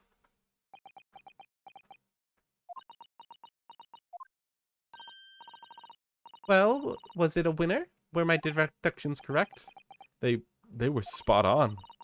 They were amazing, Iris. Truly a great deduction. You even managed to ascertain something of Mr. Shom's delivery.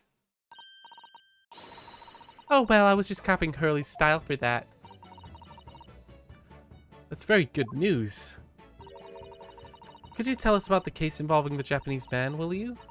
You will, won't you, Iris? Please.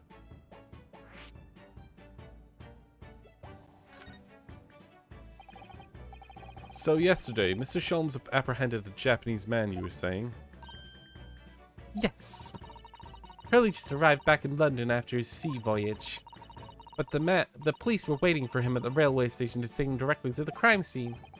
Ah, the great detective is a popular man, it seems. Apparently a woman had been stabbed on a quiet street somewhere in the town.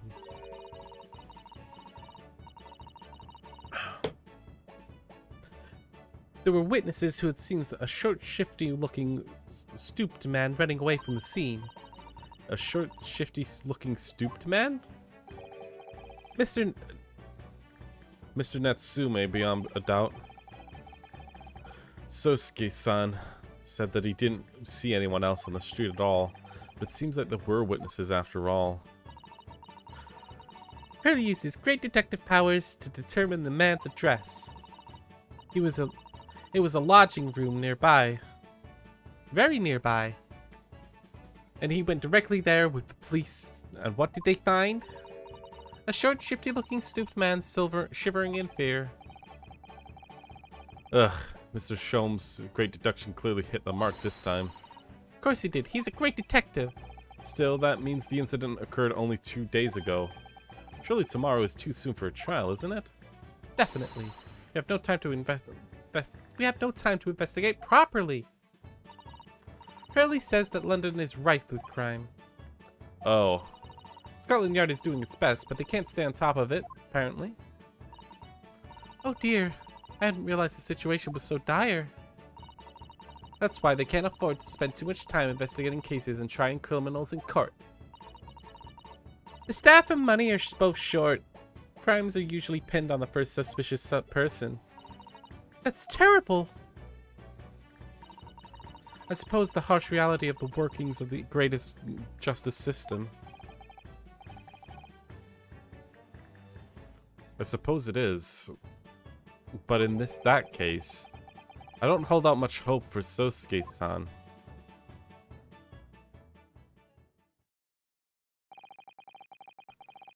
Thank you for answering so many of our questions, Iris. This has been very informative. Oh, you're most welcome. I had so much fun. Do you know where Mr. Sholmes is at the moment? As you guessed, we'd like to ask him a few questions about the case as well. Ah, well. I expect Hurley to still be investigating the scene. The case involving Mr. Natsume, you mean? Yes, Mr. Natsume? Hurley said that he was going to the man's lodgings. If you leave now, you can probably catch him there. Iris, do you know where those lodgings are? Well, I imagine the police are still investigating the scene of the crime themselves, aren't they? Did you happen to come across a detective by the name of Gregson when you were there? Yes, you know Mr. Inspector Gregson? Ah, goody in that case. Give Greggy this from me, won't you? If you do that, he'll tell you what you want to know. What's this? A shilling... A 5-shilling piece and a postcard, it seems. Okay. It reads, tell the gentleman in black whatever he wants to know. I trust this won't be a problem. Gosh, this'll make the inspector help us, will it? Well, thank you, Iris. We'll give it a try. We're essentially bribing the police in a way. Good luck then. I'm going to return to writing my manuscript, The Spreckle Band. And I'll be making more special blends of tea to come back soon. We'll be delighted. Thank you so much, Irish. Well, Mr. Naruhodo, back to the scene of the crime. Wait, I'm not a bit... Oh, come on! Don't take away my option to investigate! Damn it! This game has a freaking annoying quirk of pushing you forward without giving you the chance to look around. So, somewhat dubious that they would exert any influence over the men of Scotland Yard at all. We headed back to the scene of crime, the scene with Iris's curious note and one of the heaviest silver coins in hand.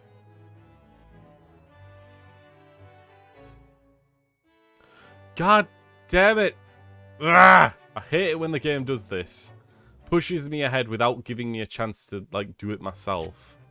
Is it really necessary for a to be continued here? I don't know, man.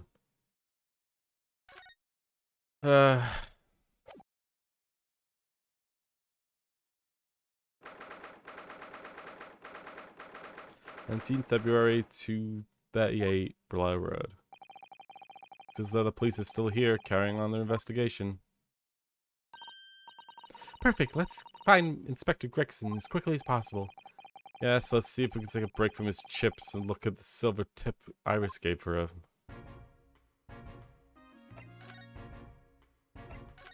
Okay. Whew.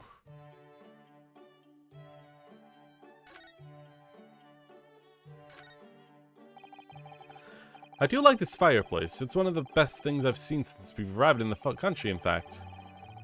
Lingering beside the fire, watching the flames flicker and dance in the grate. Ah, it's so relaxing.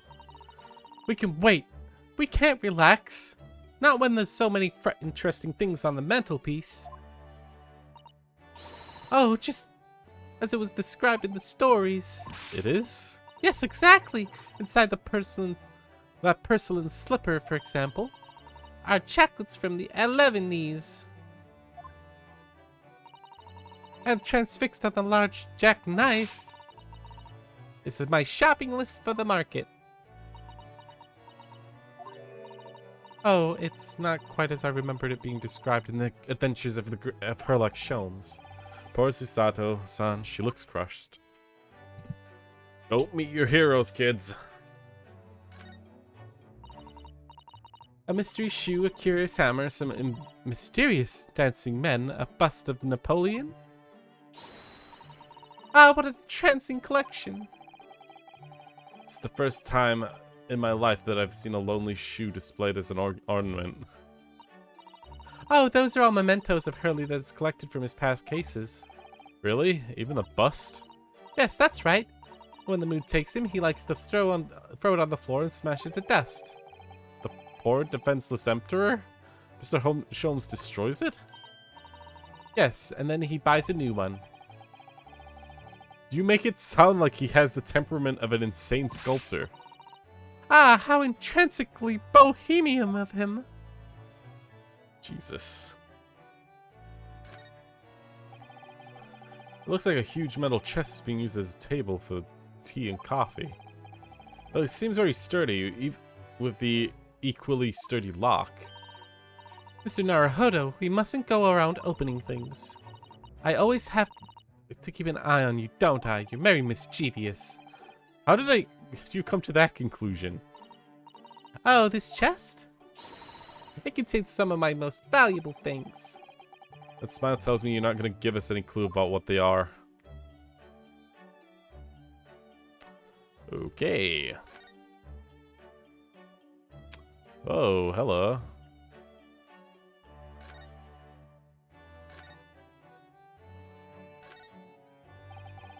What on earth is this huge over-the-top machine? That's the great analysis scope. You can use it to analyze anything, really. Anything at all. That's absolutely incredible.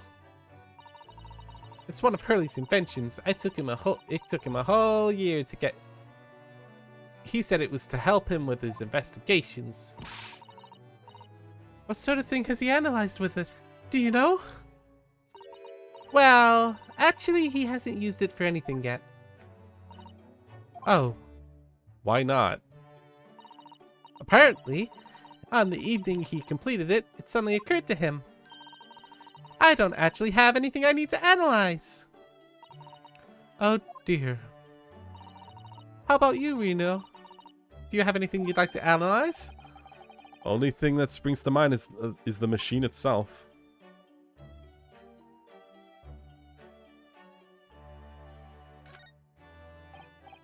Ah, I've seen pictures of Western musical instruments like this. It's called a violin, isn't it? Of course it is. Mr. Sholmes is renowned for his violin playing. Oh, really? That's right. It just sort of slipped in that in. You did what, Iris?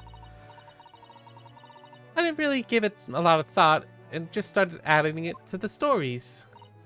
Yes, Mr. Sholmes' exceptional violin playing has been mentioned in a number 3 times. But the truth is, Hurley has barely touched a violin up in his life up to that point. Oh. Of course, people started asking for him to play after my stories were published. He said he wasn't able to tell them that he didn't know. What did he do? He went straight to the pawn shop, bought himself a very nice violin, and then he practiced. He practiced until his fingers were nearly dropped off. Must be why he's so highly strung. Before he knew it, he'd become rather good. The greatness of the great detective really shone with the experience, I think. It was a great deception, that was for sure. Huh. There's all sort of things on the shelf. Chemistry apparatus, books, papers, and a lot of things I've never seen before. It's all heaped up so high, I can't help but feeling that the whole lot is going on. The whole lot is going to topple at any moment. I keep telling Hurley not to cram so much on those shelves. Good advice. He wanted to look something up in one of those books a while ago. But it was so tightly wedged in that I couldn't get it out, so he went and bought a new copy instead. Jesus. This guy's got way too much money to spend. Alright, that's everything, I think. So this game seems to be saying that Watson was actually a very young gal instead of a older man.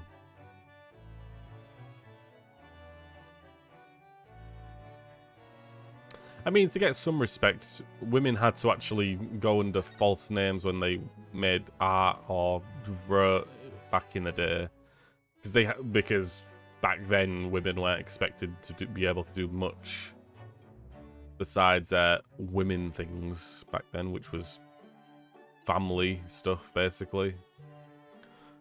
So it makes sense to some degree.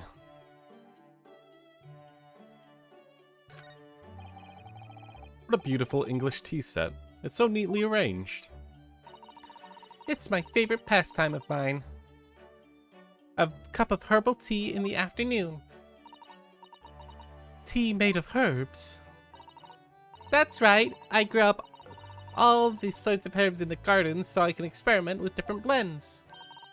One moment, don't go away. I'll brew a pot of special blend I came up with earlier today. She looks delighted. I hope it's safe to drink.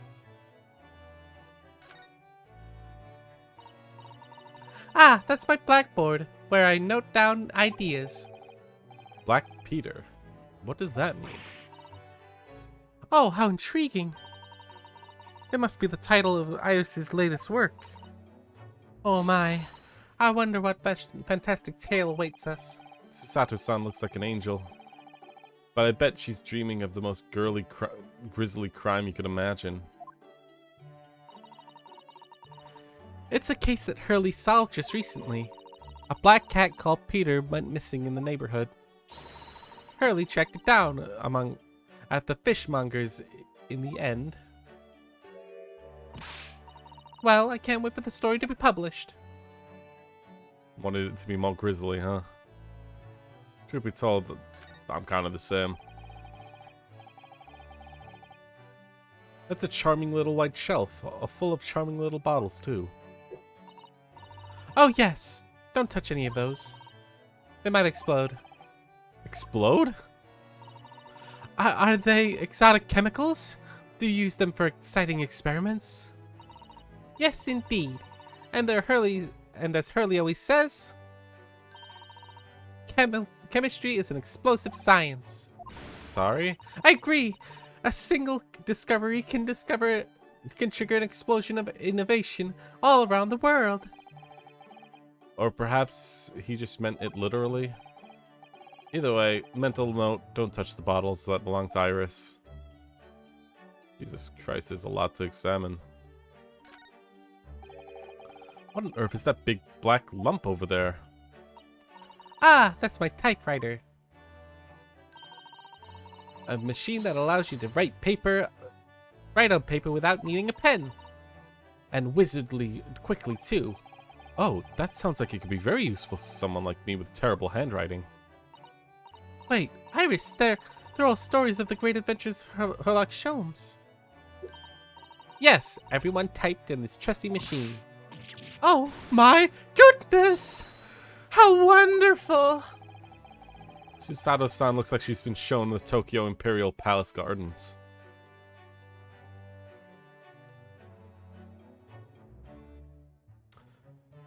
Alright, I'm hoping that there's not too many more gameplay mechanics being added, because I just want to play with what we've got now. Refine what you have, don't keep adding more, essentially is what I mean. Alright, we're done here. I mean, I don't think there's anything more I can say to Iris. Iris is working hard at her desk. Look. She's typing away at her typewriter so fat. I think that's I missed those two people up. She's typing away at her typewriter so fast, her fingers are starting to blur. Sorry, I can't stop. I have to meet the deadline for the next issue. Oh, I see. You must be very busy then. Don't disturb her, Mr. Naruhodo. I won't, so you can lower your arms now, please. Alright, that's it. Time to go meet with a detective again.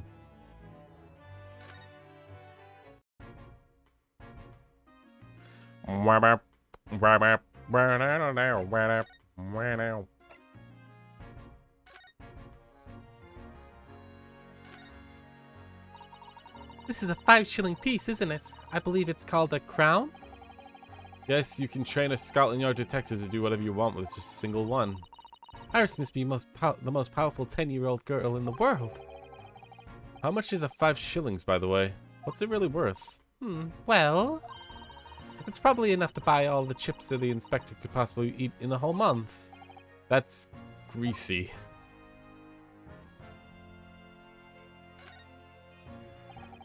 Iris's little handwriting is adorable, isn't it? Tell the gentleman in black whatever he wants to know. I trust that won't be a problem?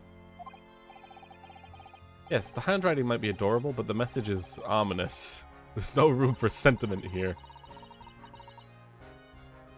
I'm sure it's simply the way you're interpreting it, Mr. Naruhodo. Anyway, I hope the inspector will tell us what we need to know when he reads it. You don't think you'll just make him munch piping hot chips until steam comes out his ears, do you? Well, wouldn't that wouldn't be an entirely terrible outcome.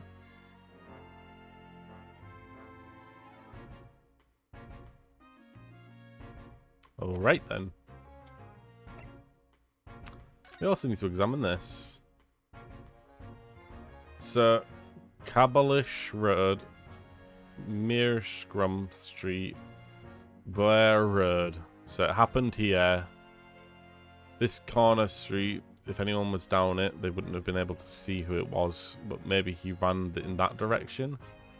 Although I'm guessing the inn or something will probably be over here that he was staying in, the lodgings. Well, time to present this to you. Inspector Gregson, do you have a moment? Sorry, I say I don't. I'm a very busy man. Much too busy to talk to a pair of foreign gadabouts, that's for sure. We have these for you. A present from Miss Iris Watson. What? For me? For my ladyship? Ladyship? Give that to me at once. Come on, hand it over. That's for me. Ugh, don't give it. Don't wait for me to give it to you, will you? What was that coin exactly? It's a silver crown, obviously, but that's a lot more than that. It's, well, it's an appearance fee, that's what it is. An appearance fee? Oh, I see, you mean. That's right. The Adventures of Sherlock Holmes. Her ladyship offers me a little financial reward for featuring me every time. Yes, yes, of course. I know all about your exploits, Inspector. I read them avidly. Of course, using my name without my say-so does make me a butt of the joke a lot of. It does make me the butt of a lot of unpleasant jokes, but still. I'm sorry, Inspector. That must be difficult for you. Never you mind that. So, what do you want to know then? Hey? Sorry? Tell the gent in black whatever he wants to know. I trust that won't be a problem, it says. Well, obviously, it's not a problem. Go on, fire away. What do you want to know? Well, if you wouldn't mind, Inspector, we'd very much like to know the address of Mr. Natsume's lodging. Ah, the little knife-wielding, mustache Japanese fellow. It lives right... It lives in a right old oval. Right over there. Look. Ah. First floor of that house on the corner where the wreck... I don't know why I'm messing up the names. On the first floor of the house, on the corner where that wreck of a bike popped up. That's nearby indeed. If I remember rightly, the landlord is a John Garibeb. Garidep. Right, well, if you see her again, make sure to give her ladyship my regards, you hear? I mean it, you tell her. Gregson sends his best wishes. Don't worry, Inspector, we will. Goodbye for now, then. Long live her ladyship. Okay. Well, at least he told us what we wanted to know before he left. Yes, so shall we go and see what we can find in Mr. Natsume's lodgings? Definitely.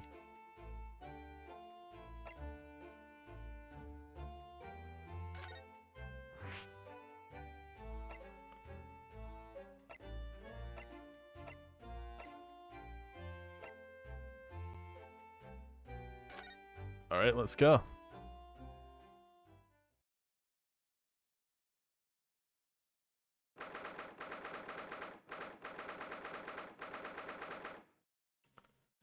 February 19th, Mr. Natsume's lodging.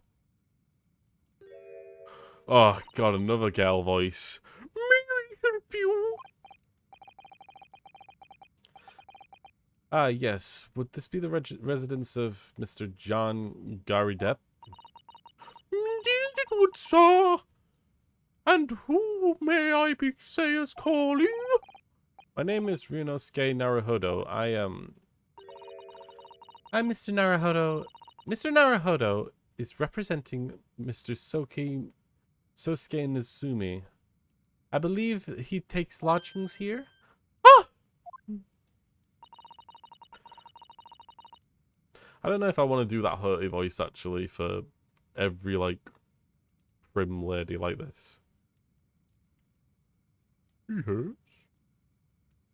Maybe I should do a deep, haughty voice. Yes. Oh, yes. Maybe like that.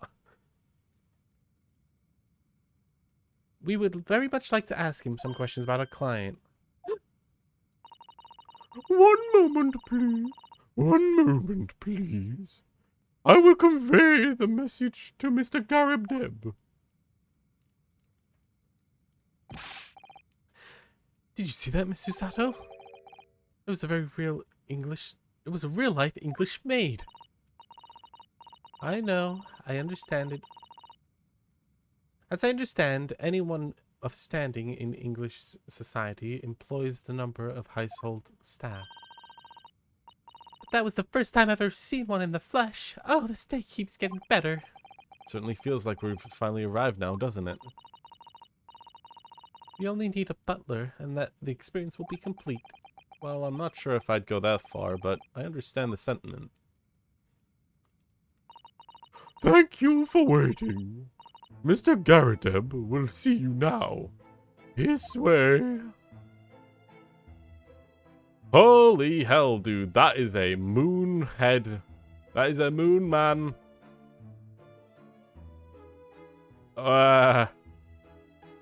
Good God, that is quite the head.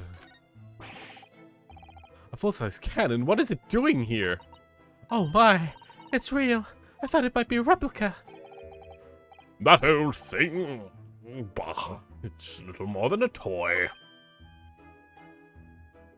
Sorry?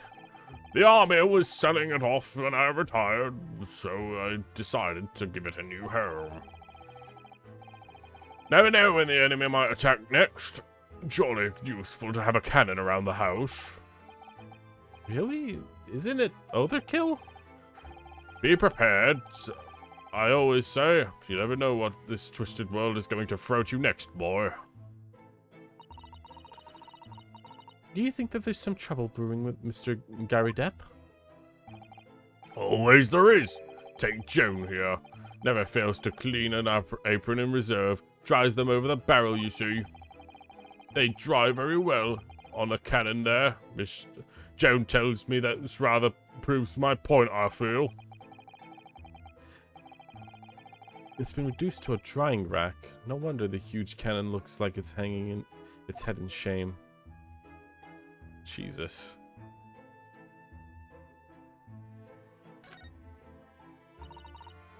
Look at that enormous screen. It must have been put there deliberately, surely. Yes, it certainly seems like someone's been hiding something from view. What could be behind it, I wonder? I'm going to have a very quick look. Just a little peek. Ahem, ahem. Maybe let's not, Miss Susato. I think the maid is going to head us off with a cup of tea. Ahem, ahem.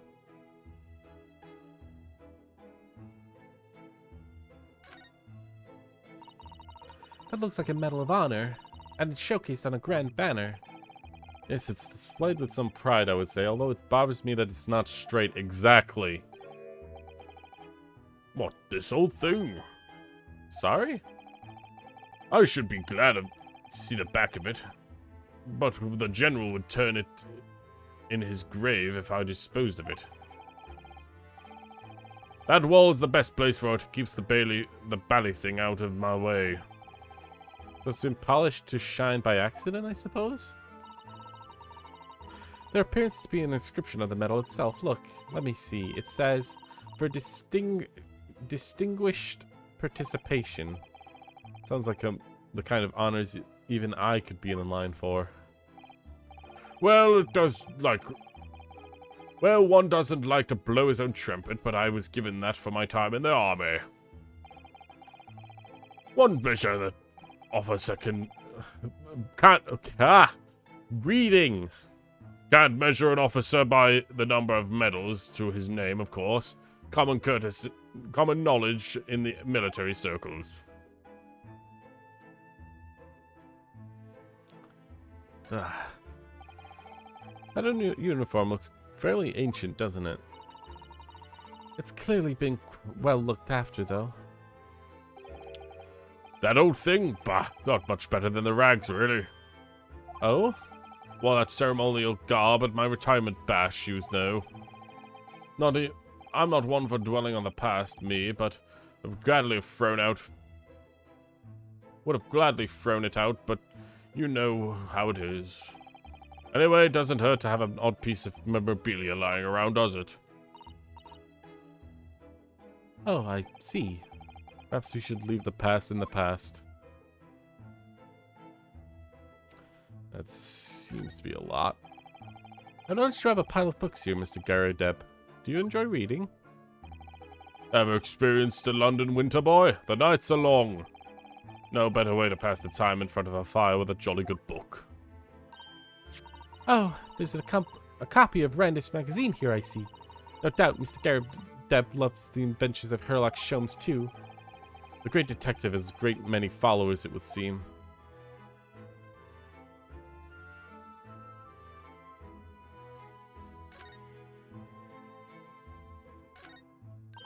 Jesus Christ, this wall. Oh, look! What a wonderful collection of cakes lined up on that silver gleaming cake stand. Lined up? It looks more like someone half demolished them to me. Afternoon tea is the time for indulgence, you know. It is quite the English way. It is Mr. Gary Depp's custom to take 2 cakes with his tea. That sounds delightful. Oh, wait a minute, though. There are at least 10 cakes on this cake stand. Well, naturally. Why? And why would it? And it would never do to waste such leftovers. So whatever Mr. Garrideb doesn't eat, I keep to say to myself, Joan, you shall have to tidy up. How magnanimous of you.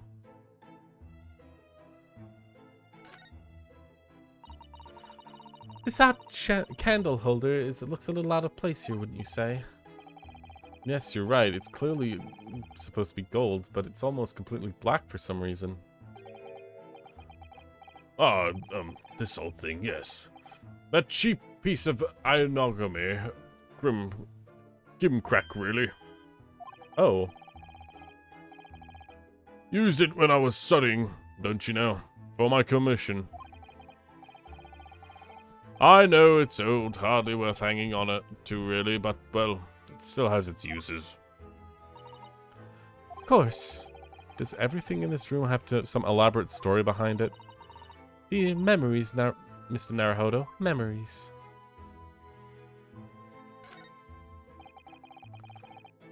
Look at this crockery on display here. It's rather unusual, isn't it?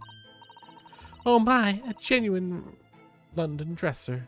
Isn't it delightful? Even though the shelves seem to have been broken, the crockery is... Oh dear, it's in pieces. It really is. The word cracked wouldn't even do Chinaware justice. Ah! I wonder. Perhaps the cannon was fired at it? Well, probably something like that. But let's not delve too deeply here. Oh, this is such a mess of a house. That portrait of Mr. Garrideb is glaring at me, I swear. Have you noticed that little frames contain photographic prints of Mr. Garrideb as well? Yes, and it seems to be a statue of a lion on the mantelpiece as well. Ah, yes, seems to have come back to the local pawnbroker with a little trinket. Seems to have come back? What do you mean? The chaps who run the place as a barley wizard sent to sell me something and came out with that thing. Now that I think about it, I did... in point of that fact, now that I think about it, I rather often find myself leaving that place with something I don't need.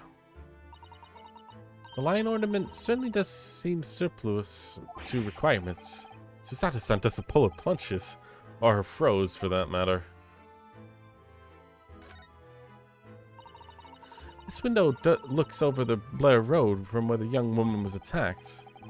Oh yes, I can make out the policeman on the far side of the road investigating the crime scene. Wait, what?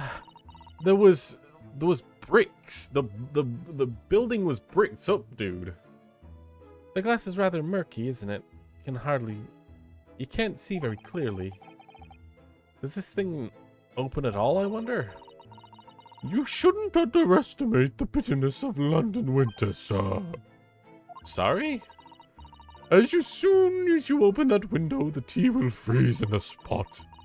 No Londoner would go opening windows at dusk in the middle of winter, I assure you. It seems very unlikely that these two would have seen anything of the incident then.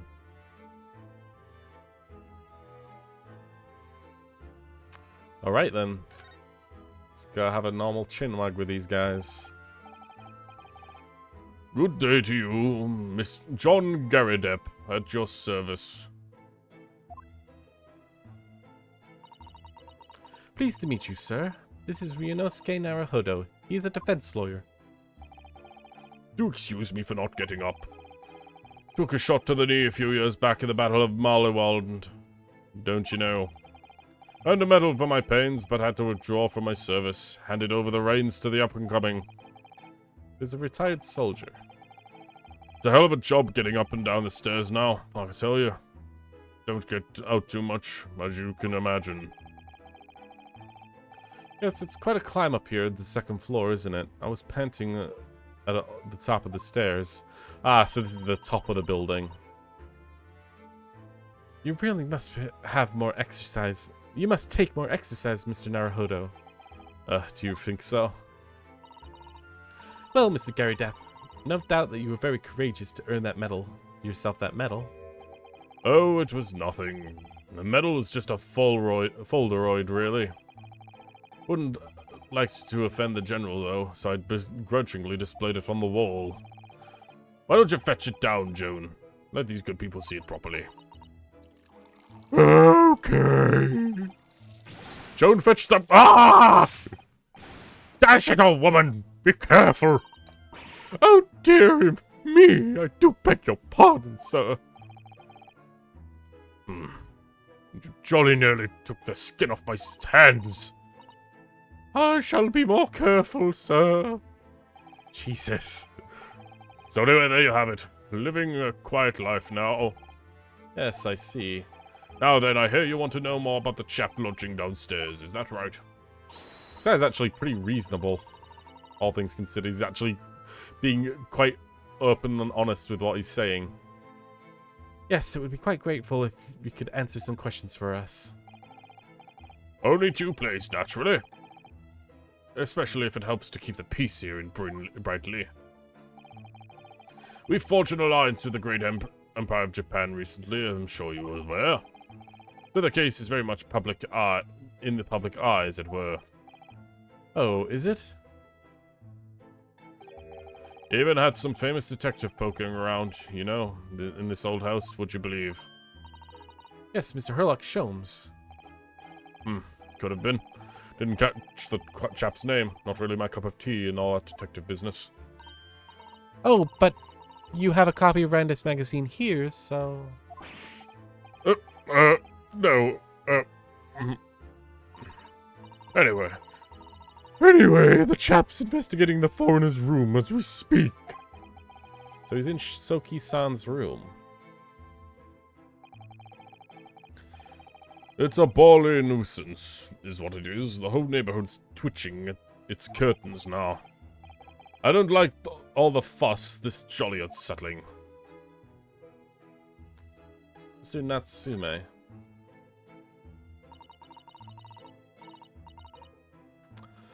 What about Mr. Natsume then, Mr. Gary Depp? Please do tell us. Ah, yes, the Japanese chap. Only been lodging here for about a week. Oh, just 1 week? So he moved in very recently then. I have 2 lodges at most of the time. One on the ground floor, one just below us. The first floor became available 2 weeks. Ah! Dash it all, Joan, do be careful. Oh my goodness, I'm terribly sorry, sir.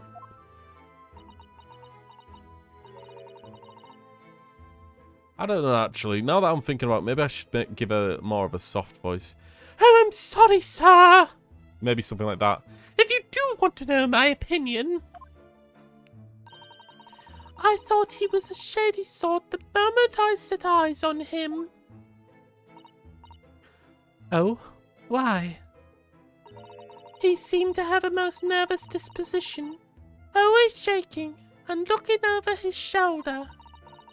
The man had shady written on across his sweat-soaked brow, if you ask me. I think that's better. I said to myself, Joan, that man is trouble.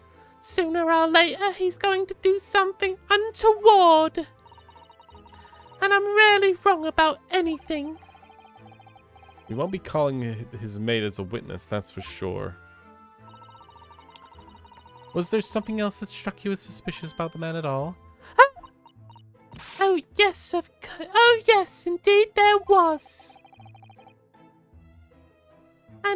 And she's dying to tell us.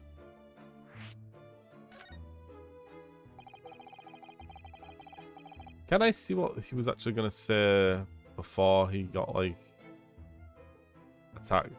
First ball has been available a week ago. There'd been... Right. Have you noticed anything about your lodger, Mr. Natsume? Oh my word, yes! The man was shadier than an orchard. Could you elaborate? Well, take the man's room. Absolutely stuffed with full of books it is. More than not anyone could ever read. And he never so much as passed the time of day with another living soul. I never seen a single visitor call. He just trots off to the old bookstop every single day and comes back at 5 to light the gas fire. And the little funny man is all on, up long past the time everyone else in the house has gone to bed too. Oh, I see. The gentleman on the ground floor goes to bed around the 9 each night. But I've never known a Japanese fella to retire any earlier than 2 in the morning. Ah. Could you clarify something, I wonder? What, pray? How do you know so much about Mr. Narasume's routine? Oh! I understood that neither of the lodgers live on this floor of the house, correct? That's right, yes. They're both below us, the first floor of the street level. Then how is it that you know so much about the lives of your lodgers?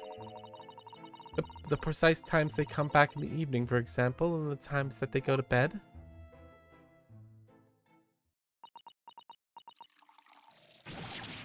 Ah! Good grief, Joan, be more careful, woman.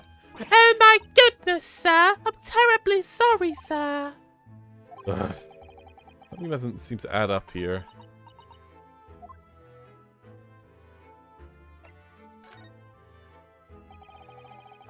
It seems that incident took place around 5 in the evening. Did you happen to look out your window around that time? The window? Yes, we noticed that the window over here looks out over Blair Road. The incident took place on the pavement just on the far side of the street.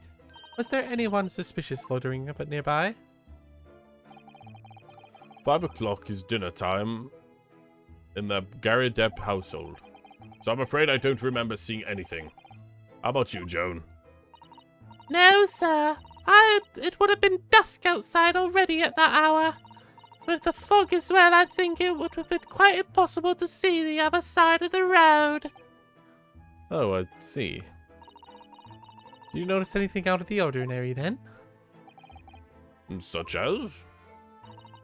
Anything at all, even if it seems unrelated. Well, yes. Was there something? Nothing particularly significant, but around this sort of time here, there was... Ah! For the love of God, Joan, watch what you're doing! Oh, dearie me, what have I done? I'm terribly sorry, sir. Do be more careful, woman. Of course, sir. If I may, Mr. Narrow Hollow. Oh, yes? I have an exceedingly good memory as far as I can remember. Nothing of any significance took place at this hour. Nothing at all. Oh, really, Mr. Garideb? The way you were talking before, it sounded like there might have been. Oh, well, as I was saying, there is trifling matter, really. Nothing of... Ah! Joan, dash it all, what is the matter with you, woman? Begging your pardon, sir. Nothing happened. Yes, quite. Nothing happened. We sat down to a quite uneventful meal. Joan? That's right, Mr. Gary Deb. What is the matter with these two? Sounds like something happened in this room on the evening of that incident, but what? I wish I knew.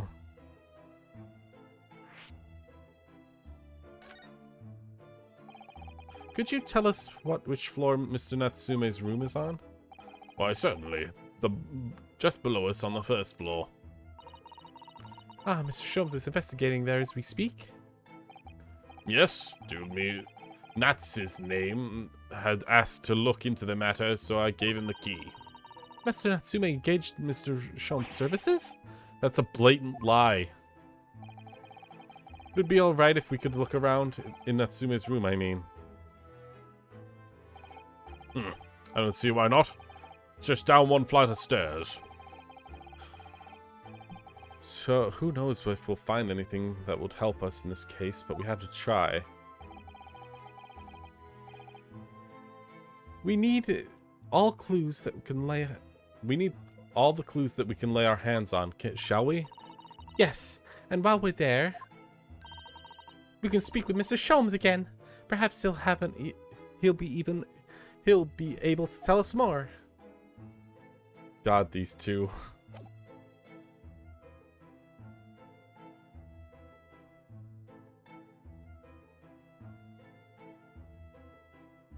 All right then.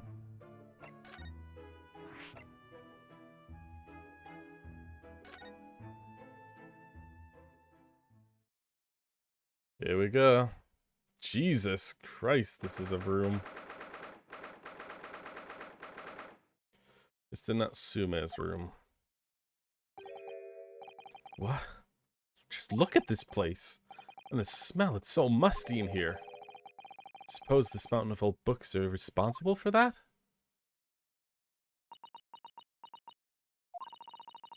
I don't think I've ever seen so many books in my life. No, not me neither. It's so dark in here, too. Is that a window over there? Well, it was a window, I think. Yes, once upon a time. For some reason, it's been closed up with bricks and mortar. So this is where Mr. Natsume lives. By the way, I haven't spotted Mr. Sholmes anywhere. Have you? No, that's true, but according to what Mr. Gary Depp told us, the great detective should be around here somewhere investigating. Most likely in the pile of books.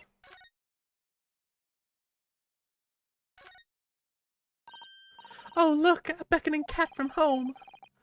It's a bit big and bulky, isn't it? Surely Mr. Natsume didn't bring that Maneki Neko all the way from Japan with him. Maneki Neko.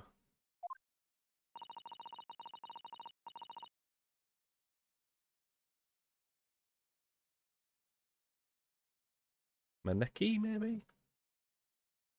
I hardly think that you're in a position to comment, Mr. Naruhodo.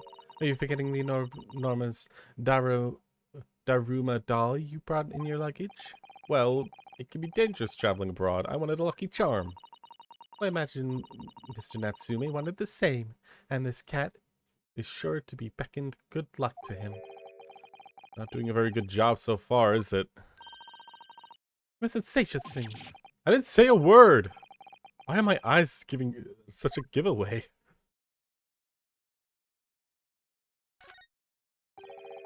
This appears to be some sort of meter on the wall here. Looks very robust.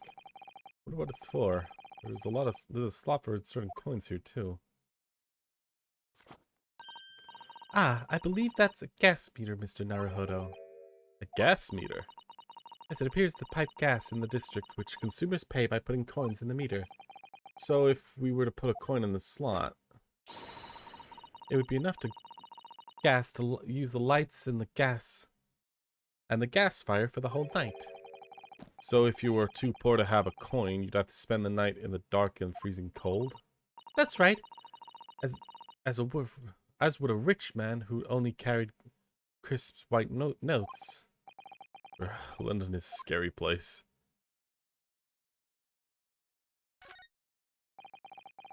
Look at all those books stacked up there. They almost reach the ceiling. They're all works of English literature, and it smells so musty. The volume of books to hand, you'd never be short of reading material, would you? No, what a dreamy idea. Bad dream, maybe. For me, at least. Mind you, I don't imagine the book that's at the bottom of the pile now will ever be read again. Ah, so reading it is an experience that comes but once in a lifetime, just as a tea ceremony teaches us. I certainly didn't expect this conversation to turn down the path of tea ceremony philosophy. Goodness. Is he going to be over here or something? He's essentially going to be hiding behind this or something.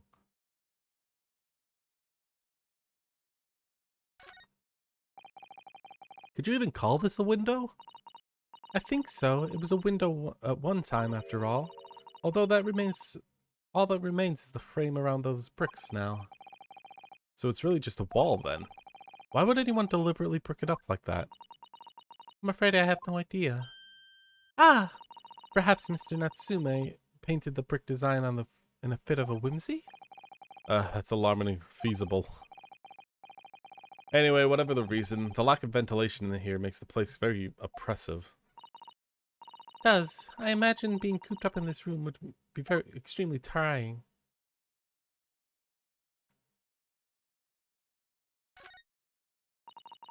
That desk seems to be wedged into a crevice between the mountain of books on either side. I suppose Mr. Natsume would just sit here and read while stroking his cat. But surrounded by all sides by these towering tomes, surely he dreamt of books every night as well. Yes, he must have done, mustn't he? Oh, what's this? A receipt from a second-hand bookshop? Your books? Oh yes, Mr. Natsume's name is on it. It looks like the date of purchase. 2 days ago at 4:45.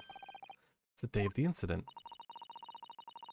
It's just a short while before he was embroiled in a terrible attack. He must have been on his way back from buying some old book. Interesting. Oh, there he is. Meow meow. Oh, get a stretch out. There it goes.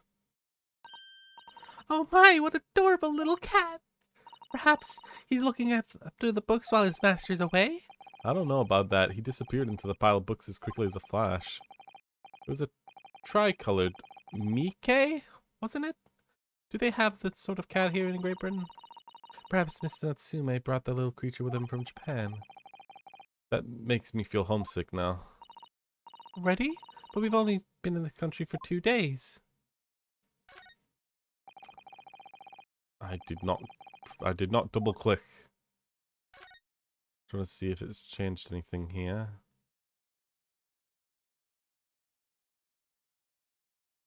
Scanning for anything new. Very quiet room have we got here. It's probably going to get very loud now. Ah, look, not Mr. Naruhodo. We found him. Ah, there he is. Where did he appear from? He seems to be engrossed in the pages of an old book. I hope he doesn't mind if we disturb him. Hello, Mr. Sholmes. Ah, you two. Good day. Now, let me see. Where was it that we met? Oh, Mr. Sholmes, we were together on the SS Bruya. Aye, of course, the Bruya. Let me see, what happened on that voyage? It was Kazuma Asagi. He died, tragically. But you were a great help to us. Ah, yes, of course, the case of Mr. Asagi. It was the one with the snake, wasn't it? Oh. Well, you seem to remember something of it, at least. What an honor to be remembered vaguely by the great Herlock Sholmes. This is Mr. No, my dear madam, hold your tongue. I pride myself on my superior powers of recollection. Your names are safely recorded in my brain attic. Miss Naruhodo. And Mr. Susato. Try the other way around, Mr. Sholmes. I lose the first round. He's still a freaking nincompoop. I still love it though. In truth, I hoped to invite you both to my Baker Street suite the day we arrived in London. But some Scotland Yarders ambushed me at the railway station and whisked me away to the crime scene. It was an entirely trivial case, of course. I solved the matter in no more than 30 minutes. So they apprehended Sosuke-san in that short of an amount of time? I'm afraid the prudence of a new case has dulled my recollection of my past involvements a little. A little? It is a mistake to think that one brain attic is as elastic walls that can this tend to any extent. I do my best to forget useless facts, lest they should elbow me out the useful ones. Yes, those are my one word of yes, those are my own words of immutable wisdom, you know, from the adventures entitled A Study in Charlotte. Please, there's no need to quote yourself. I don't always remember my pearls of wisdom, but fortunately my associate pens them beautifully. You mean Iris, I suppose. Mr. Shelms, we have extremely important questions to ask you about this trivial case you mentioned. My goodness, what an earnest expression. My dear madam, I should only be too pleased. This is Murky Rumor's apt place discussing a murky case. And here he is. I need to examine this a bit. Yorbrooks, 17th February, 4:45. Customer, Mr.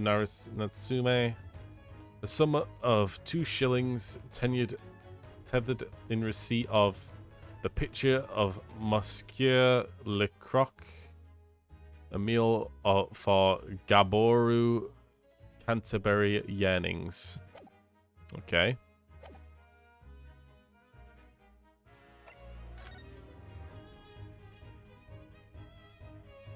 Mr. Natsume's arrest.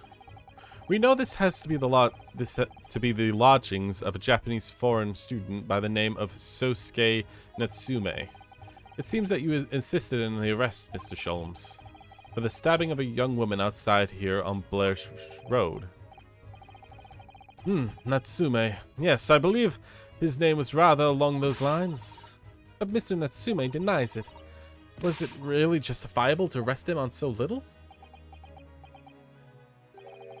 I'm sorry, Miss Susato, but I have not the slightest idea of what you mean. What? I can't believe he was looking at Susato squarely in the eye while feigning ignorance. I assure you, I am not merely feigning ignorance.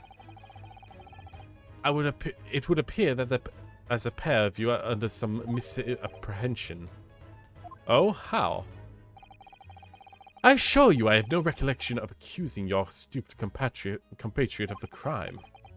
But that doesn't make sense. Ah, the good detective of Scotland Yard made a following request of me, and I spoke verbatim. We need you to ascertain the identity of the whereabouts of the man fleeing the scene of the crime. Ah, a man seen fleeing. There was a number of books scattered along the pavement at the scene. From the book plates, I quickly was able to determine a bookshop of which they had been purchased. On speaking to the proprietor, I was immediately led to the address. Elementary, wouldn't you say? I believe that there is a receipt around here somewhere from the establishment in question. You don't think Mr. Natsume is the culprit, then? That I could not tell you. But it was aggravating my faculties, hence why I returned here. However, this place is a trove of fascinating books. I found myself quite lost in the bibliography. Can't say some of these words, it's too fancy.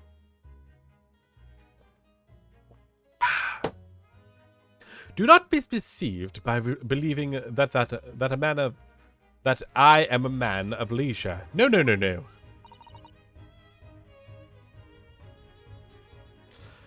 Oh dear. Mr. Garrett Depp, the landlord. Ah, tell me, have you encountered the landlord of these lodgings? Yes, Mr. Garrett Depp, a retired military man. He was the first man Ah, Jesus. Let me just reset. Oh, it's carrying on without me.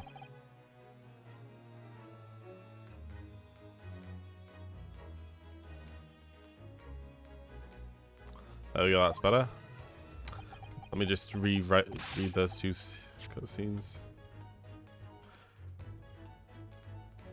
It was the first time I've ever met a soldier from the Great British Institution that is the services. And it was the first time I'd met the maid from the Great British Institution that is service. I don't think it was that funny. I do apologize. As you may very well be aware, many households in London employ a maid. Yes, I read as much as in my Great British Primer. And so conversely, whether or not a household employs a maid, that has become to betoken the social standings of those dwelling therein. Betoken their social standings? Sorry? But simply, my dear fellow, those who employ at least a single maid are considered middle class. For those who do not are beneath that. In the upper echelons of society, of course, households are employed enough staff to constitute a large family. Goodness, how extraordinary. As you may well appreciate, for those of the precarious boundary between the middle and lower classes, being able to afford just one maid is of the finest importance. I had no idea. And it's for precisely that reason that a great stimulation in such a situation upstairs. Specifically, the retired army veteran, Mr. John Garrydepp. Oh. Affable as he is, that fellow is hiding something. Whether or not it imposes on the circumstances of this case, I am yet unable to ascertain. I am thoroughly lost on what he means to say. The dingy room. This room is thoroughly suffocating for the soul, my dear fellow. I assure you, any man who would lose that, whose lot is to dwell in this place such as this, will stab anybody sooner or later. Mr. Naratsume has stabbed no one. Ah, but sooner or later, as I said. I don't believe that's the issue here. About this dark little room, Mr. Sholmes. Why is it that there's no longer a window? Do you have any idea? No window? Well, I mean, it's clearly... I can clearly see that there is a window of sorts. But it's been completely blocked up with bricks. Ah, I see. The answer to that question is quite simple. The window tax. Window tax? What is that? Surely not a tax on windows. Precisely that? My goodness! Until relatively recently, a tax was levied upon households in this country by a number of windows. Those with lesser means have inherited a sizable and costly family home, perhaps rapidly closed windows up, while the rich opened windows here and there and everywhere, in an effort to curry favor with those in power by furnishing them with large sums of tax money. How awful and unjust, forcing people to live in rooms devoid of light. Indeed, decease was rife and as a result, and some 40 years ago or whereabout the window tax was abolished. But its legacy remains, as you see, the squalid lodgings such as these, for example. I suppose Mr. Natsume's stipend for living here in London isn't very generous, perhaps. It would appear so. I've done a little digging and discovered that these lodgings that were offered at an exorbitantly low price. Because the room is so awful, I should think. Apparently, Mr. Natsume only moved here about 1 week ago. Yes, that's correct. However, I don't believe the low rent is explained by the shabby nature of the accommodation. Oh? Still, that is a sort of little relevance here. As a matter of a matter not worthy of further attention. Are you sure? I'm curious now. Interesting. Well, I do believe I told you all I can now. Thank you, Mr. Sholmes. Ah, yes, Mr. Naruhodo. Was it not your intention to become a practitioner of law? You remember that, didn't you? Will you perhaps be offering your services to the very matter, I wonder? The occupant of this room, Mr. Natsume, was it? I'm not sure. Not sure? On what grounds? Well, I actually defended someone in court here yesterday. Really? Well then, congratulate you, sir, on your ambition realized, and promptly too. The thing is, it made me question things. Am I right to believe in my clients, to trust their innocence? Yes, trust. Mr. Sholmes, Mr. Natsume didn't do it, did he? My dear fellow, I haven't the faintest idea. Oh, but I thought that's why you were here. Didn't you come back to investigate? Yes. Ah, yes. That was my intention. That was indeed my initial intention. But there's simply too many fascinating books here. I couldn't possibly ignore them. Oh, I see. Nevertheless, there are two facts that I can state quite unequivocally. That man who fled from the scene of crime 2 days ago was the Japanese occupant of this room, and there are witnesses who swear to have having seen the same man commit the crime. That is all I can say. Ah, and one more thing. Oh, and what is it, Mr. Sholmes? Tell us. I cannot say with certainty whether or not this is of relevance to the case, but I'm quite sure that the retired army man who owns this property is hiding something.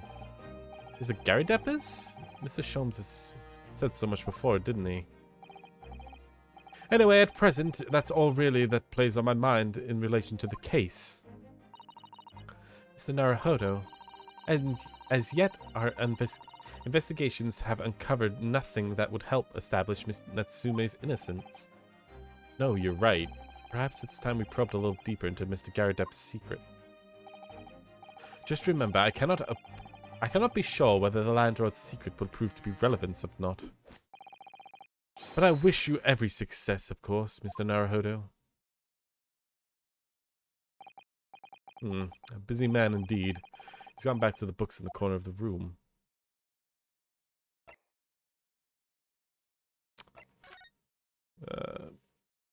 Has he? Oh, yes, he has. Well, let's get a move on then.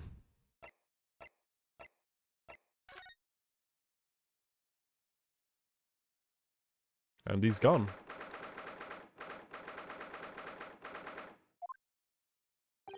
Oh, there he is. Ah, you pair again. Tell me, was the detective chap, I forget his name, still hard at work down there? Is the Hairlock Sholmes? Ah, yes, rings a vague bell. No, the detective business isn't really my thing, I'm afraid. Well, Mr. Sholmes is in his element down there. Jolly good show. Another cup of tea, if you please, Joan. Now then, why don't you tell me about... Ah! For the upteenth time, woman, would you watch what your bally well doing? I shall be serving dinner shortly, sir. Yes, of course. Rightfully rude of me, but I'm afraid I shall ask you to take your leave. Would you be so kind? Oh, yes, of course. We're deeply grateful for your assistance. Not at all, not at all. Don't get as much chance to talk with you young foreigners like yourselves. It's been a pleasure. Best of luck and all that. Perhaps we could see yourselves out. Oh, he's leaving? Oh, no. According to Mr. Sholmes, Mr. Gary Depp is hiding something. Since no other avenues of investigation have opened up to us, perhaps we should do some digging. Sholmes, I swear to God, if you're over there...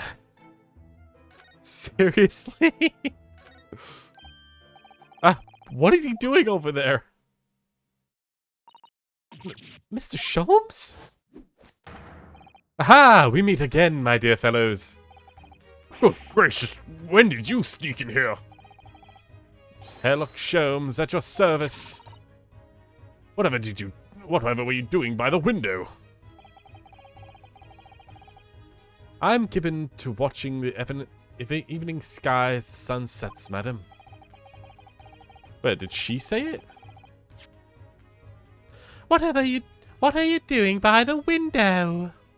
I'm watching the evening sky as the sun sets, madam. Yet sadly, as cheerful as this room downstairs undoubtedly is, it lacks the aperture of such an observation. I took the liberty of borrowing a small corner of space by the window up here.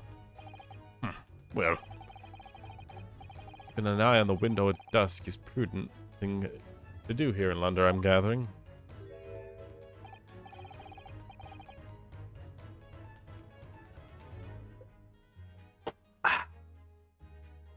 and one other thing, Mr. Naruhodo. Oh, me? I thought perhaps you could be in need of a certain great detective's greater mind. What is he talking about? I did not expect him to go through that again so soon. Do you mean Mr. Sholmes? There is one mighty secret in this modest room.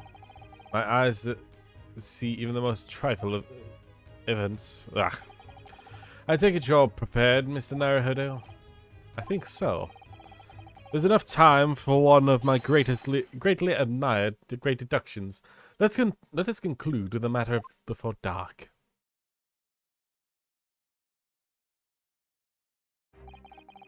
Mr. Garrideb, although it would seem that you are a military man of considerably distinguished service, your standing as a landlord is most certainly not what one would call first-rate. I'm afraid, sir, that it's been too clear to me that there's two conclusions that I'm able to draw by the careful observation of your living arrangements. I beg your pardon? The first is that even as we speak, you are concealing a presence of a ferocious beast in your care. And second, that is a result of this beast's violent rampage that you have lost something very dear to you. Mr. Naruhodo, look! The old man's broken into a cold sweat. Unbelievably, it seems to make Mr. Sholmes' conclusions are both spot on. How could you possibly? How could I possibly know, you mean to inquire? The answer couldn't be simpler, sir. For in the dense jungle of logic and reasoning, I am the king of all beasts. Gah! And I know only too well that wild beasts are not easily tamed. So, shall we begin? Once again, Herlock Sholmes is proud to present his logic and reasoning spectacular. The Great Deduction. The game is afoot.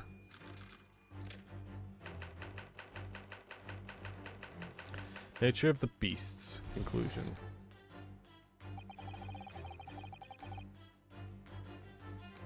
It certainly wouldn't take a great detective to see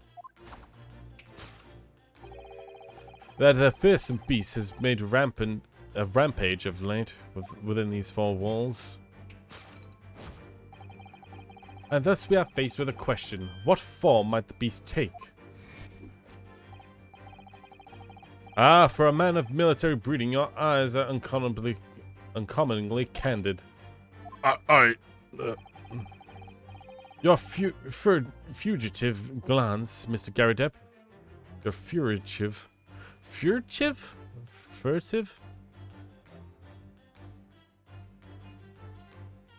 Your furtive glance, Mr. Garrideb, leads us directly to the answer. The true nature of the beast is run rampant is here, revealed by the lion's statue. Yes, although an army man, you appear imposing at best. The fact has fueled your admiration for the mighty lion of the king of beasts. What is this piffle I ask you? In the end, your admiration became so great, in fact, that you had for a living, breathing specimen shipped from India, in which to keep you, you tried to keep in this very house. Wah! Oh god, he's got a slap on his face. Yet living with such a wild beast proved more difficult than you'd have imagined. The chilling traces of the rampage is still very much in evidence. It's still evident. Well, And yet we look around and the beast in question fails to present itself. Where could this angry creature ever disappear to? Madam?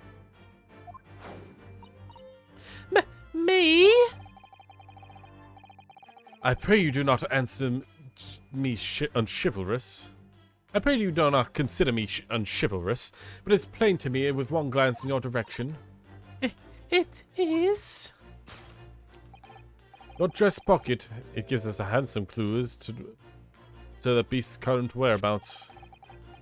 It's protruding from your handbill advertising a circus show. Ah! Yes, you sought to dispose of this terrifying lion, Mr. Garadeb, at Bratty's Circus. A traveling show currently sojourning in the nearby park. I have observed the tents. You sold the savage lion, sir, to a circus troupe. I most certainly did not. I believe I've made my point. The fearsome beast that ran amok in this room was an Indian lion. A simple visit to the circus now will reveal the lions prancing jubilantly through the ring of fire. A rampaging aesthetic lion. Aftermath. Now, Mr. Garadeb, it is plainly clear that you still have deep feelings for a formidable beast. Indeed, with that brief pose, the distress that this loss has caused you is veritably intangible. Your head weighs heavily on your shoulder. The pain of which you feel is revealed by your supporting arm. Amidst the tears, you've let your beloved beast go. The strain of losing something so dear to you is clearly visible by your vestige. Nonsense, man, I simply... But what we might not ask ourselves, what is the true cause of this pain? We need only follow the direction of your gaze to the matter. Yes, the pile of bills that has arisen and pain you suffer. Every envelope contains another demand of a payment. Ah! For cartloads of meat, potatoes, wheat, and tea. Indeed, feeding your beloved has had a devastating impact on your financial circumstance of your household. And so you have no choice but to let it go. Yes, Now, for the final fit of rage, the ferocious beast carried out one unimaginable attack. Unimaginable? Aftermath of which can be clearly seen by observing the carpet over there. It's an expensive woolen carpet, if I'm not mistaken. Oh, dearie me. Oh, dearie me. What could have caused such a ferocious, destructive outburst? Oh. This time, madam, I'm afraid it is you who has inadvertently revealed the truth to us. Your wandering eyes sealed upon the very neatly indeed.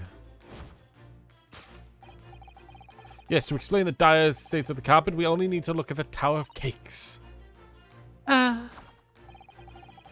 There's no creature more dangerous to this earth than a beast with an unsustained appetite. Was it or was it not said by a certain noblewoman, if they have no bread, then let them eat cake? Food is at the heart of all tragedy, I'm afraid. Whatever do you mean? Having tried the taste of cake, the beast began to stalk its next prey. I'm sure I need not spell it out, the nature of this final act of deduction carried out by the beast. There is only one logical conclusion. Worked into a frenzy by hunger, the lion attacked and ate the carpet. Its teeth marks are in the carpet. The teeth marks in the carpet are a clear match with those of a lion I once saw in India. Carpet gnawed on by the starving lion.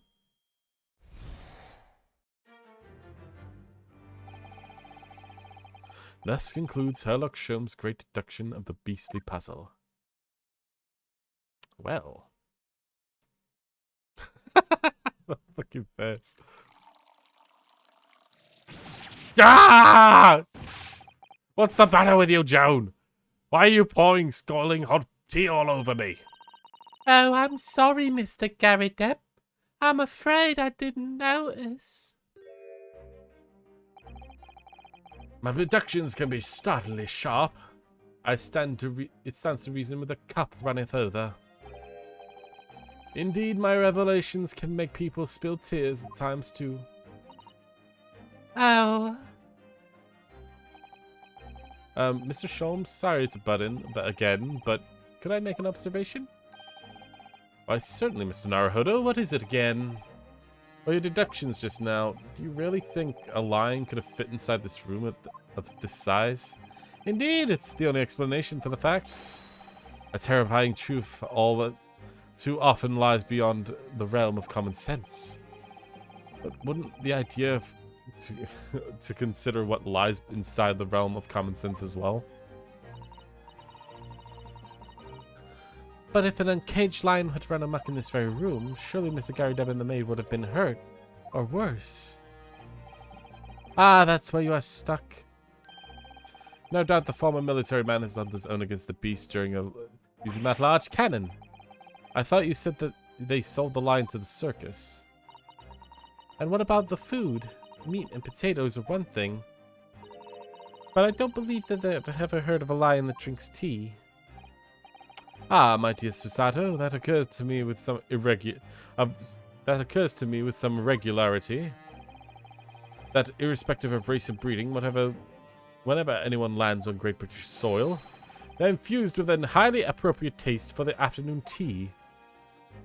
I mean, I can't say if that's true or not, but it should be. Oh, what a glorious notion. Well then, Mr. Naruhodo, it's your turn to shine again. I had a feeling this was coming. A slight message.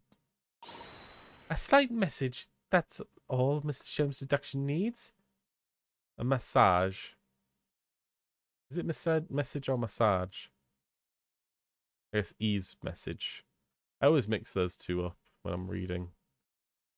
You can do it. Excellent. I've been waiting for my trusty partner in deduction to step forward, Mr. Naruhodo. I don't even know whether or not I'm going to help with this is going to help with Natsume's case. Still, uncovering the truth is always worthwhile, whatever the motivation. At least that's what I want to believe. Let us start again. From the beginning. Of Mr. Herlock Sholmes' Logic and Reasoning Spectacular. Course correction. Hold it, Mr. Sholmes. Nature of the beast. It certainly shouldn't take a great detective to see. Your crockery has been made of a mess. Thus we are faced with a question, what form does the beast take? Ah, for a man with military breeding, your eyes are uncommonly candid. Your furtive stance, I can't read that word, Mr. Gary Depp, leads us directly to the answer. That is a wrong one. Lion statue? I really didn't see the lion thing coming. No, but if you observe Mr. Gary Depp's reaction, it rather seems as though the beast did in fact run amok this room. Something is very fierce nature. but it couldn't have done what the lion transported from India. So what is it then? Let's follow Mr. Garadep's gaze. That will lead us to the true answer.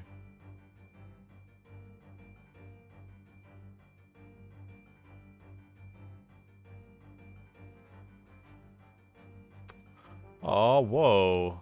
Hold on.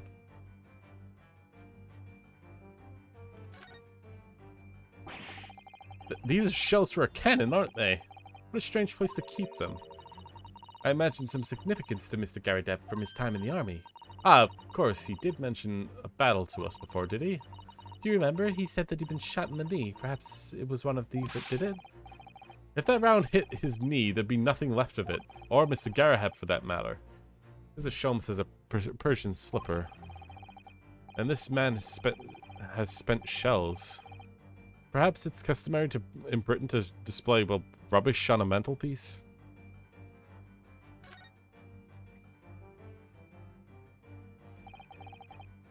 Yep. I almost did it again. I would have just presented the photo and not looked at it.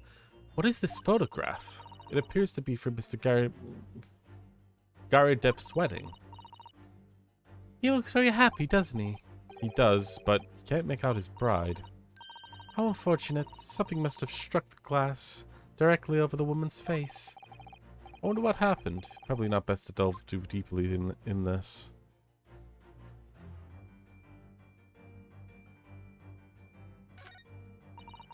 This must have been when Mr. Garadep was still in the army. He seems to be carrying a rather stout bride, effortlessly and beaming with a smile at the same time. I suppose he was very strong in his younger years. It's hard to imagine now. He's thin as a rake. The glass is broken, so you can't see the bride's face at all. But with the amount of cracks could hide the woman's plump form. I think powerful would be a kinder than plump, Mr. Naruhodo. Yes, she certainly looks like that. There's a lot of horsepower there. Not someone you'd want to upset, that's for sure. Oh look, have you noticed the wedding ring? It's very large, isn't it? Yes, it's an unusual design. It looks like some sort of embellished sunflower.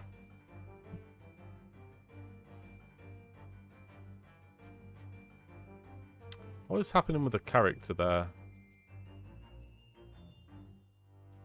Jesus, I don't know why it was like so weirdly changed. There we go.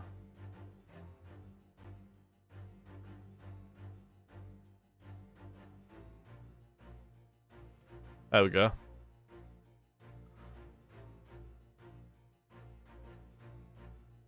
Take that!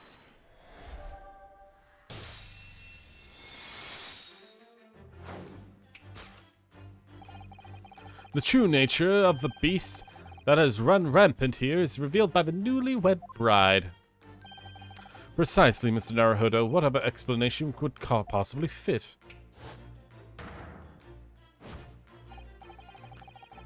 Yes, the framed print pictures your wife, Mr. Garadep. And while we lament the fact that her face is obscured, we can still make out her mighty arms and note of considerable horsepower they must contain. Oh, Indeed, surely a woman of such powerful constitution would be honored to be described as a beast. Honored might be stretching it at that point. Too late. The fact remains that the beast, which so clearly savaged this room, is your wife, Mr. Garadep. The chilling traces of the wild rampage was still very much in evidence. Still evident. Well? Yet as we look around, the beast in question fails to present itself. Could it be this angry creature's disappeared too? Madam? Me?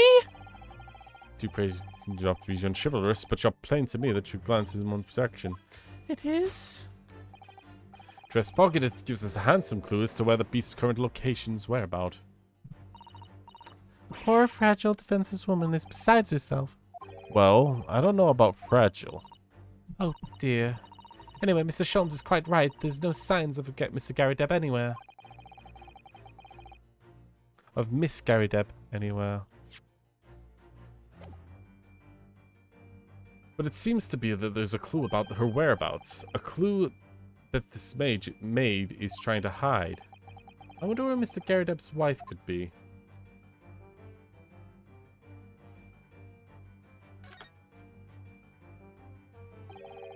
Two tightly shut eyes to avoid even the chance of a giveaway glance.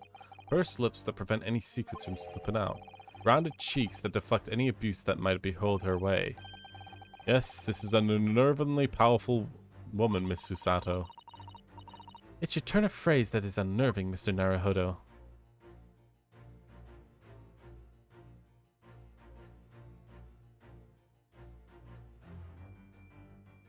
Look at that. Jesus Christ, dude. Don't tell me you're being abused.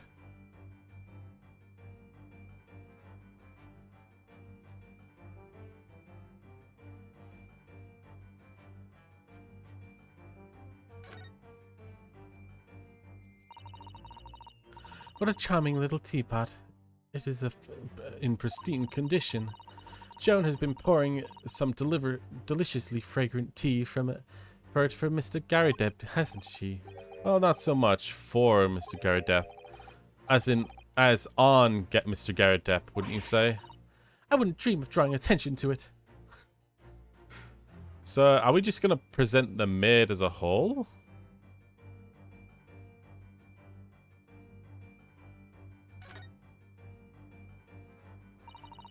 There certainly does appear to be a circus bill hanging out from our pocket. Brady's Circus, currently performing shows in park not far from here. You don't think? Surely Mr. Garrideb didn't sell his wife to the circus. Mr. Naruhodo, how could you do such a thing? I was only joking. Besides, I would have gone with, do you think he fed her to his pet lion? That's somehow worse. Ah, we found it. She's wearing a very large ring. Look. Oh yes, a sunflower design with some rather nice embellishments. And it's on the ring finger of her left hand, which means it's surely a wedding ring. It looks like it's on there for life too. I imagine it won't slide off the finger of that size. That's something to think, Mr. Naruhodo, not say. Do you know Mr. Garrideb's wife in the photograph had the ring very much like this one? It was a large sunflower design as well. Really? Now you have a great memory for these things. A large sunflower wedding ring. It's quite a coincidence. We found the same ring. Herp-a-derp-a-derp-a-derp. What's the thing it's asking me? Your dress pocket, handsome clues. The beast current's whereabouts? Nope, it's the ring.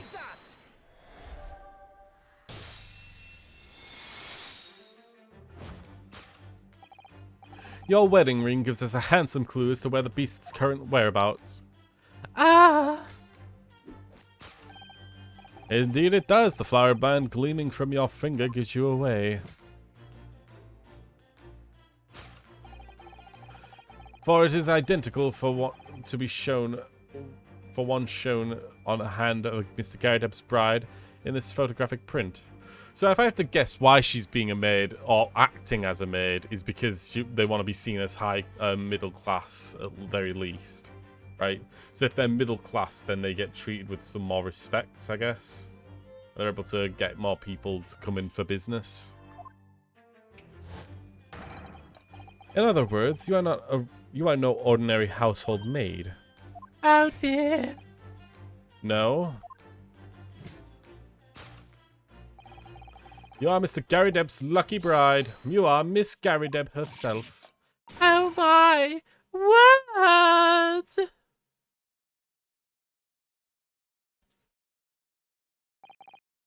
Well, jolly fine detecting, sir. As you are rightly summarized, this is my wife, yes, my Joan. Rather letting herself go, you might say that she was barely corkerback. Ah!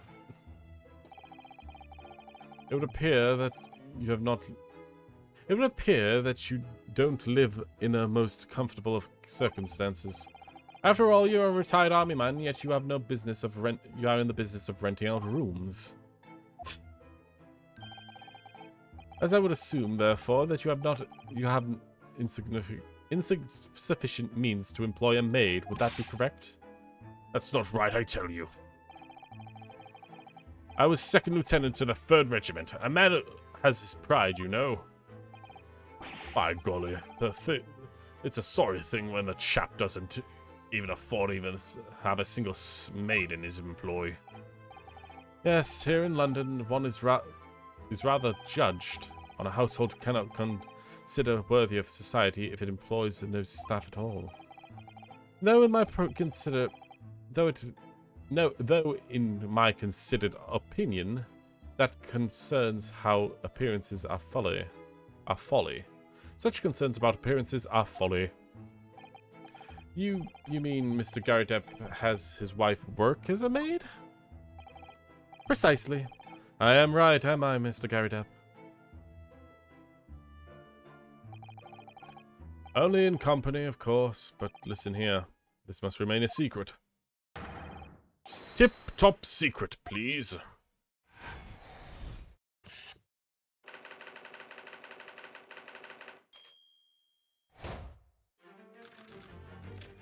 We're not over yet, though.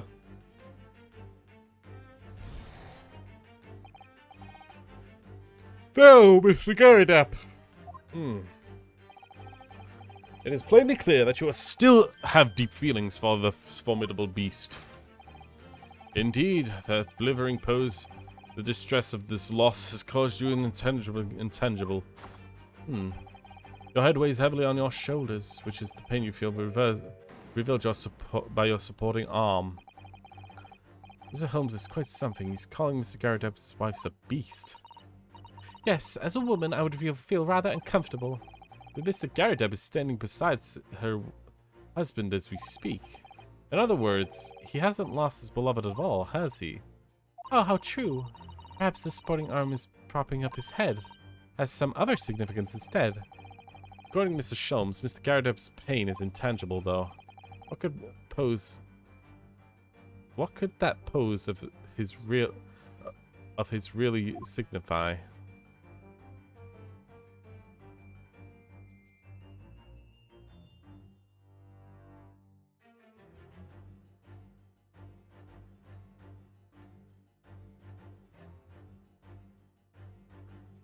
So I know it's the hand print.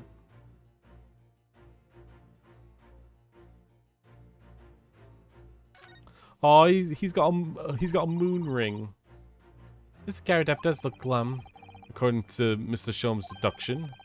That's because he's having to endure the acute pain of losing something dear to him. But we all know that hasn't lost his wife. So that means it must be somewhere else. Oh, I wonder. I was looking at the ring. Like, it's actually really cute that he's got a little ring of the moon on him. Oh, it's just a nice little detail. That's a very large pipe, isn't it? Yes, someone who has been working... Yes, anyone who has something that size hanging out of his or her mouth on a regular basis surely would have some serious chin like... Would have to have a serious chin like Mr. Garidep.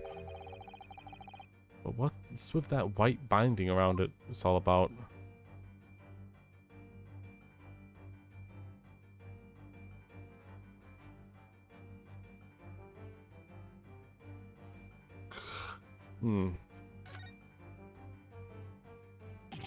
Oh my, look at that bright red mark. Gosh, it's quite something. It's clearly been made by someone's hand. Yes, Miss Garidep has been slapped on the face, it seems. Hard. I've never seen such a clearly defined mark. Whoever could have done such a thing? Well, there's a very limited number of candidates, I'd say. Take that!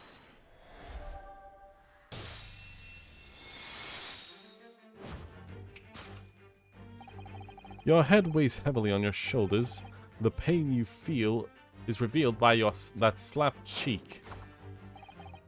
And of course, the deliverer of that impressive mark on your cheek that refuses to fade was you, Madame Joan Garidep. Well, yes. You have been desperate to hide the slap mark on your cheek, sir. Gah!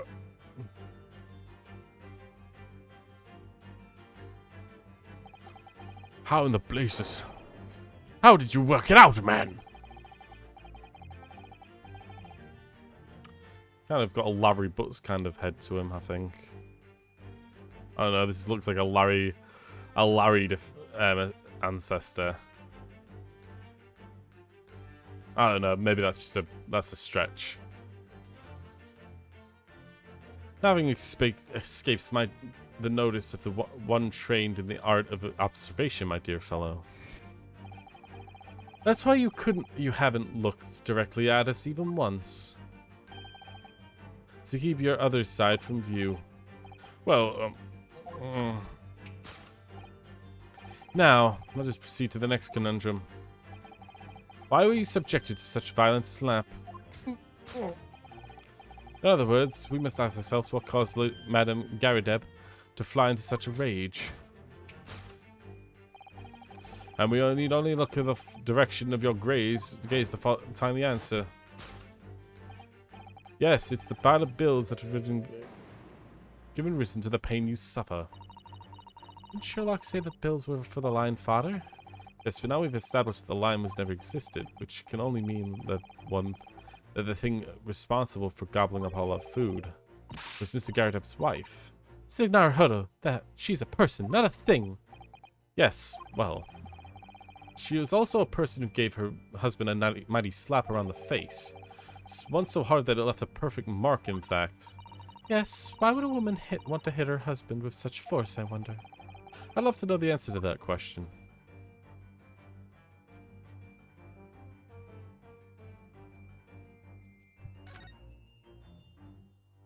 Oh. Ah, someone must be reading this book for the moment. There's a bookmark here, so Mr. Garideb is clearly an avid reader. Oh, wait a minute. I don't think this bookmark... Oh no. So it isn't.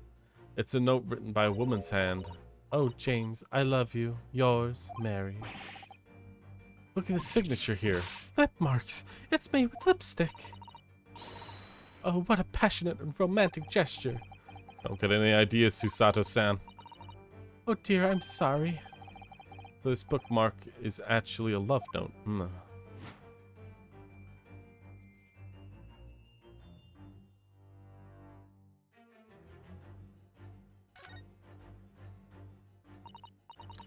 Oh dear, this place has been smashed to pieces, and nobody seems inclined to tidy up the mess. Perhaps it's some sort of high art. Really, Mr. Naruhodo? Well, anyone who has a cannon on display in their living room is clearly a little eccentric. Yes, let's call it eccentricity.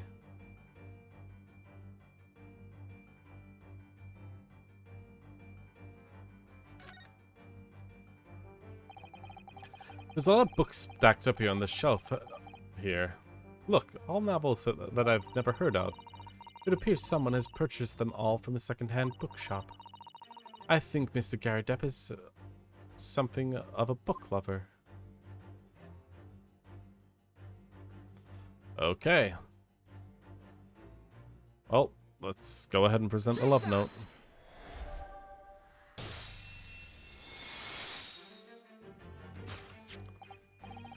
Yes, it would be the love note. That has given rise to the pain you suffer. Oh, James, I love you. Yours, Mary. Passionate indeed. Perhaps the sender of this note, a certain Miss Mary, is the fly in the ointment there. But I don't know this Barley woman. You don't know her? That note wasn't written by me. It's just in the book. I don't know how it got there. Hey, he didn't... What? Wasn't written to me. It was just in there, you say? That's right. That's what I've been saying. Ah! A likely story. Now listen here, Joan, old thing. I explained it at the time.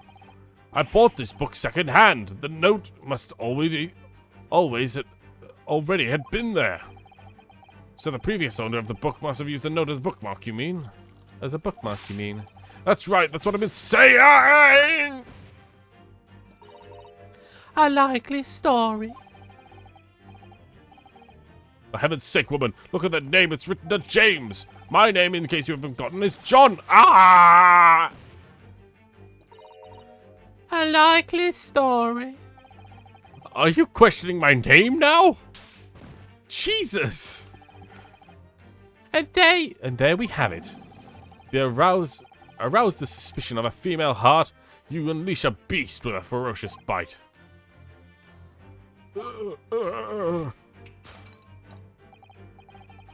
Now then, in the final fit of rage, your ferocious beast carried out one last unimaginable attack. Unimaginable?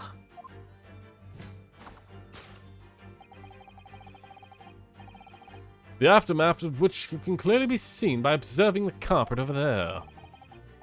The very expensive carpet, woolen carpet, if I'm not mistaken. Oh, dearie me. What could have caused such a destructive outburst? At this time, madam, I'm afraid it was you who inadvertently revealed the truth to me. Your wondering eyes settled upon answer neatly indeed.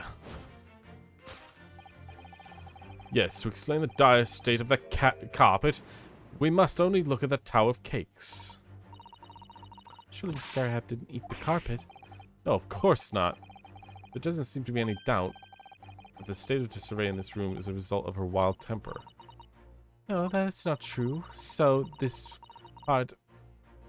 Wait, she said no, that's not true. No, that's true.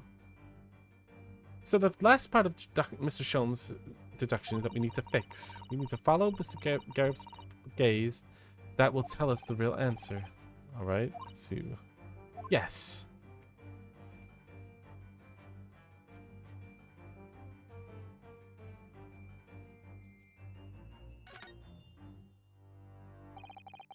The carpet here has been ripped to shreds. This, according to Mr. Sholmes' deduction, the tears of those match those of an Indian lion's teeth exactly. Oh, look here. What is it? If you look closely at the edge, you'll see scorch marks. Oh yes, you can. In that case, perhaps the carpet wasn't eaten in the normal sense at all. Let's rethink that in mind.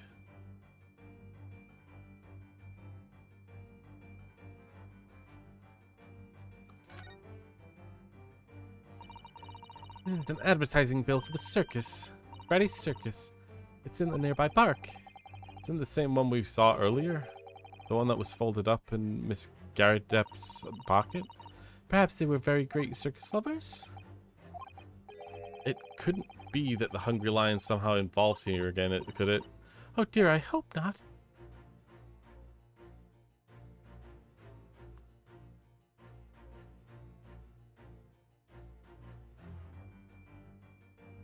Ah, so they were eating a meal together, and she picked up the candlestick and threw it at him.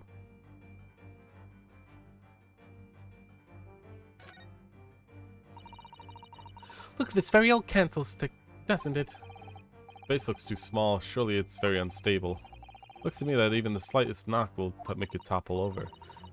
Oh dear, that would be dangerous. Wait, take a closer look at this. There's one candle missing. Yes, I didn't notice that before. Why, I wonder? Why is one candle missing from the holder?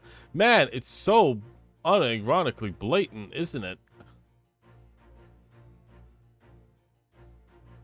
Well, I'm just gonna go ahead and present it. Take that!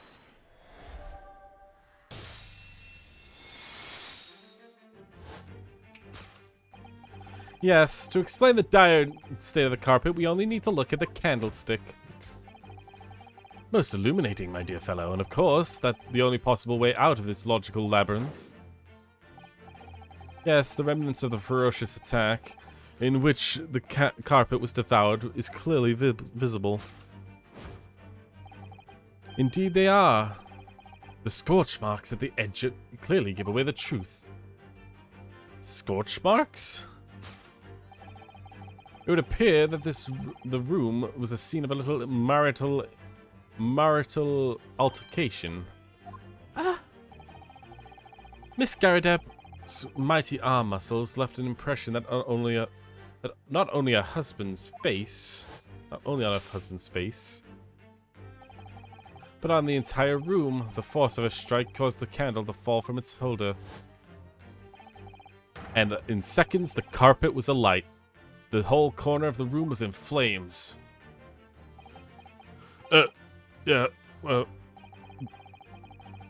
For a ferocious beast in the world, neither the violent lion nor a vengeful woman, but fire.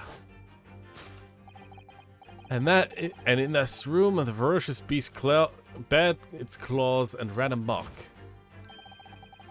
Eloquently put, my dear fellow. You see, there is one but conclusion to draw here.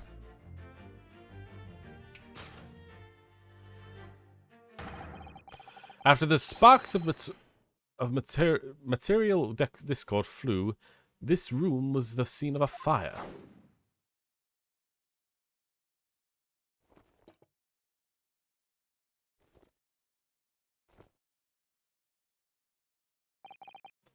Mr. Sholmes, sir.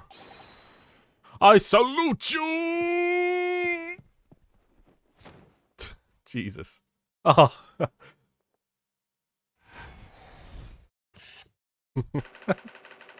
I like these two. I feel it's like it's a little too abusive, but okay, I kind of like it. Elementary.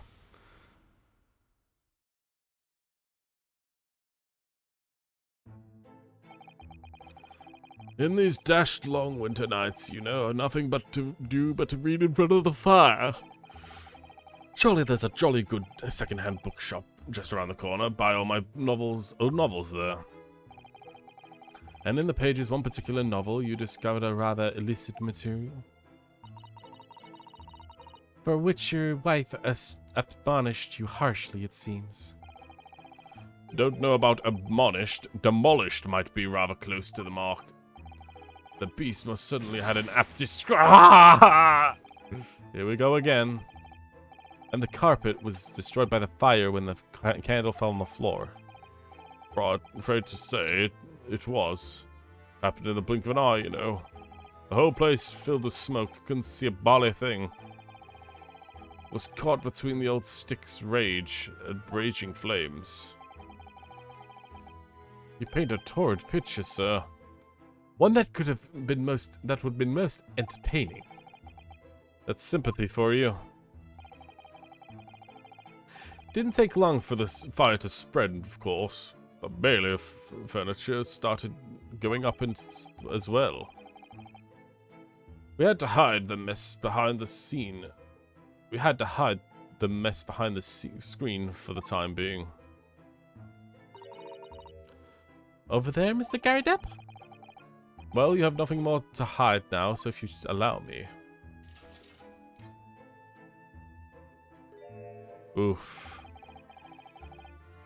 It had all my favorite novels in that case. As soon as the fire got hold of them, that was it. Whoosh, up in smoke. Gosh. Then the wife started hurling things at me. What a terrible sight it must have been. There I was, backed up against the window, under heavy enemy fire. Incendiary books coming 10 to a dozen. Worst of it, I lost my favorite, a book called The Lion's Pride. The Lion's Pride? Ah yes, your notorious love of big cats coming through again. I assure you, the title didn't influence my choice in the slightest. The poor man really did lose something dear to him as a result of the ferocious beast's rampage. Mr. Sholmes' deductions turned out to be the correct ones once again. It can only be described as a great British wonder. I tell you, it was total carnage, the fire everywhere, flames everywhere, and the old stick in the full fettle. Out of interest, what time of day was that? Not sure I can remember. It was 2 days ago from now. Let's see. Around 5 o'clock, I think. So exactly at the same time as the terrifying incident was unfolding outside your window in the streets below. Even more terrifying on the inside, I assure you. Though Blightly could have been flattened outside of my window at the moment. And I wouldn't have noticed the dashed thing. Oh, really?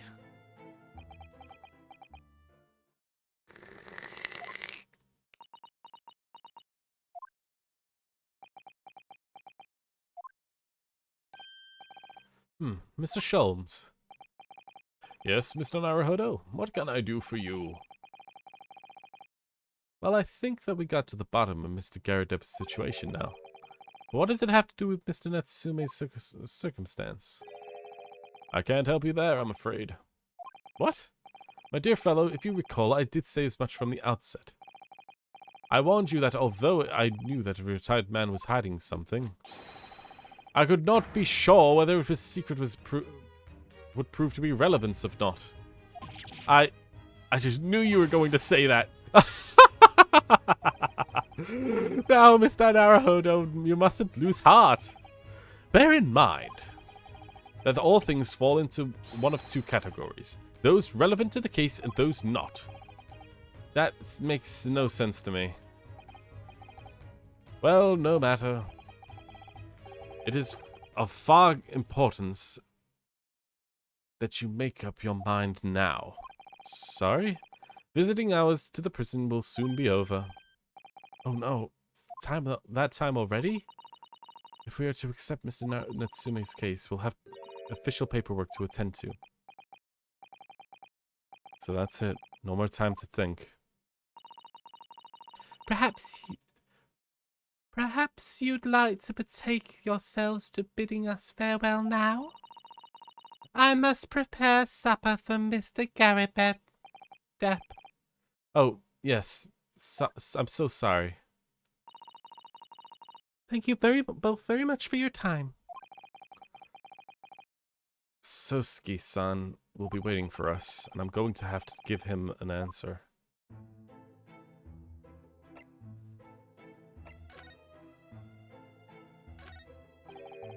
What a miserable sight. Oh dear. But at least the room wasn't engulfed in flames. I suppose so. The whole collection went up in smoke, you know. All those novels I adored so much. Well, John, whose fault was that? Not mine, that's for sure. Well, whoever's may or may not be to blame. I'm quite sure you can buy some new old books and replace them, can't you? New old books, bally nonsense. Does sound like a contradiction in new terms. But when are these two? But then these two are full of contradictions. That's couples for you, Mr. Naruhodo, or what I've been led to believe.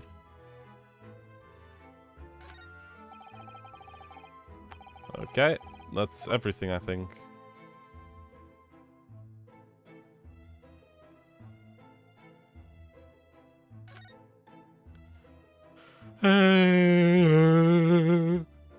Alright, we're done. Let's go back to prison.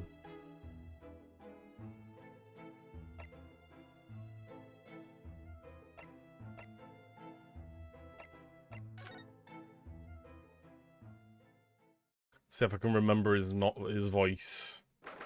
Oh. Blah Road. It's time, Mr. Naruhodo. We must hurry back to this prison. Yes, I know. Let's hail the carrot. Oh. What's the matter? It looks like something's going on over there in front of Mr. Garadeb's house. Oh my goodness. Okay, this guy? This fabulous man, let's call him. I know thee not, old man, fall to thy prayers. Who are you calling an old man, you looking nimsy-pimsy? Oh wait, should I go for a Oh god, what's his name? The sailor dude from like the old time cartoons. Popeye.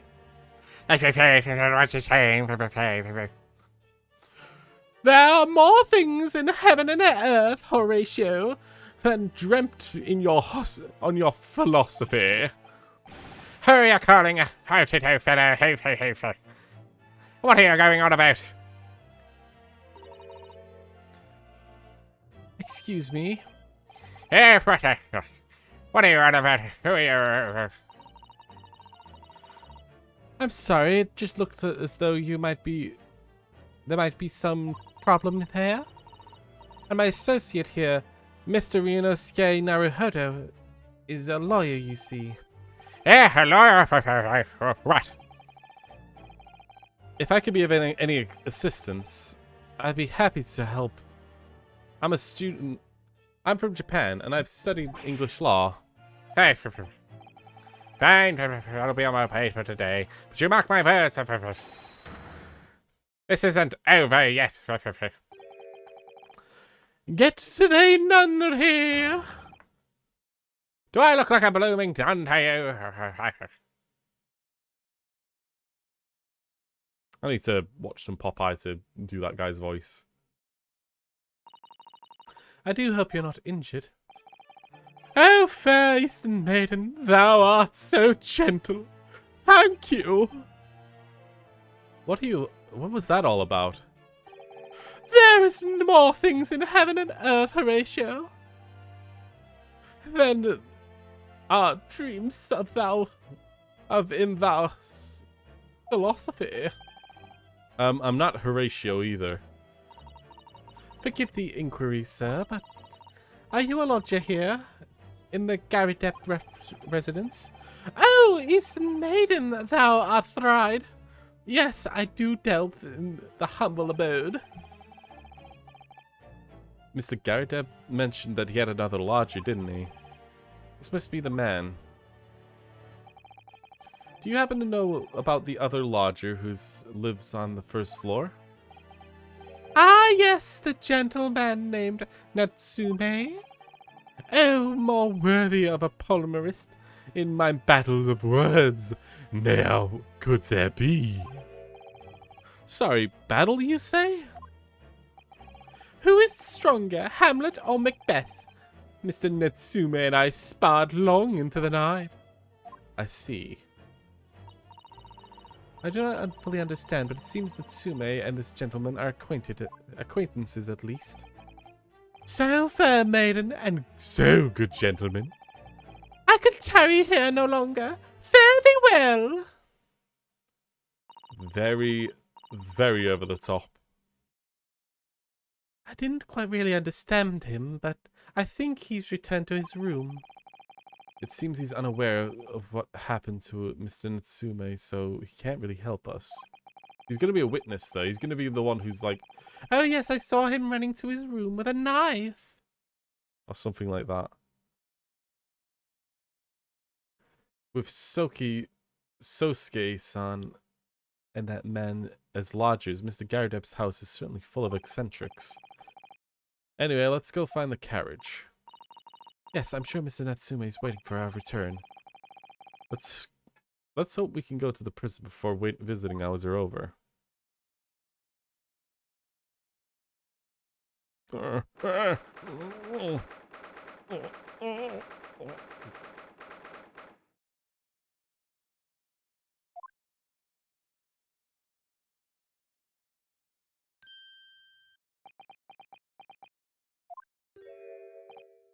Oh, it's you. You're here. You came. Loathsome student, Mr. Naruho Empire. I can't believe you came back. I'm so judged. We're so sorry for making you wait, Mr. Natsume. Oh no, think nothing of it. Relax. If I were a cat, I'd purr with pleasure at the company of fine compatriots. Noble, nurturing, never failing Nipponese. Okay, now let's not get carried away. Oh, I quite agree. There's nothing more reassuring than a familiarity of one native land. On the other hand, though through friendship and transcending international borders, that is one truly appreciates the facts.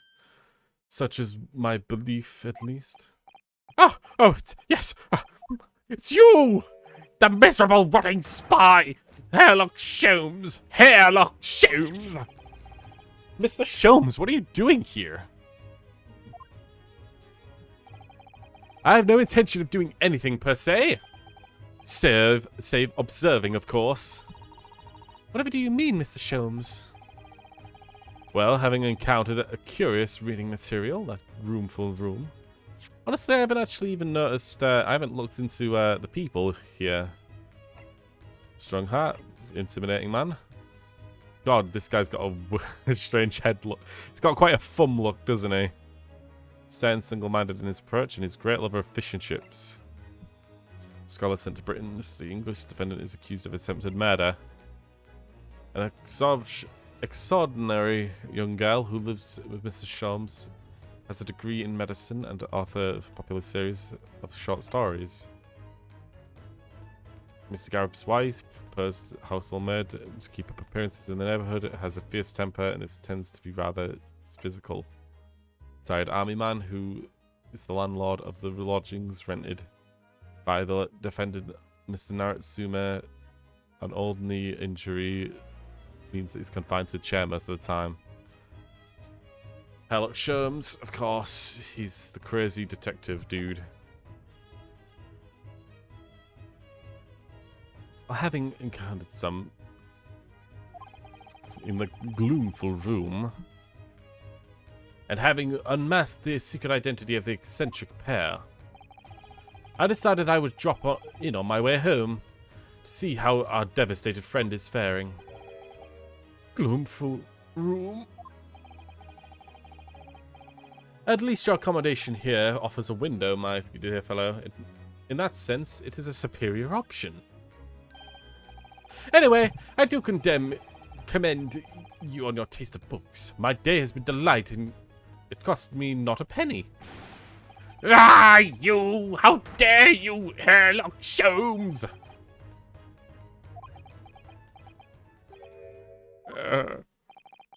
I've had it. I'm through. I'm at the end of my rope. I should never have become to Great Britain. It's been a terrible mistake. Haunted by spirits in those accursed lodgings. No doubt my luck has been cursed by tomorrow's trial as well. My whole life has been bedamned. What are you thinking, Mr. Naruhodo? He mentioned that once before, didn't he? That his lodgings were cursed, I mean. And there's so much truth in Mr. Mustache's words. What? Cursed is a wholly inappropriate description, I would say. For the man's lodgings, and indeed for tomorrow's trial. Or did he say a wholly appropriate description, I would say. What's that supposed to mean?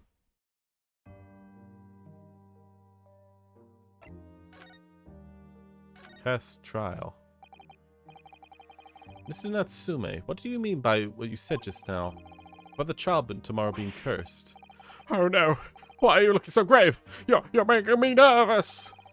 I was just getting carried away, that's all. I didn't mean anything by it.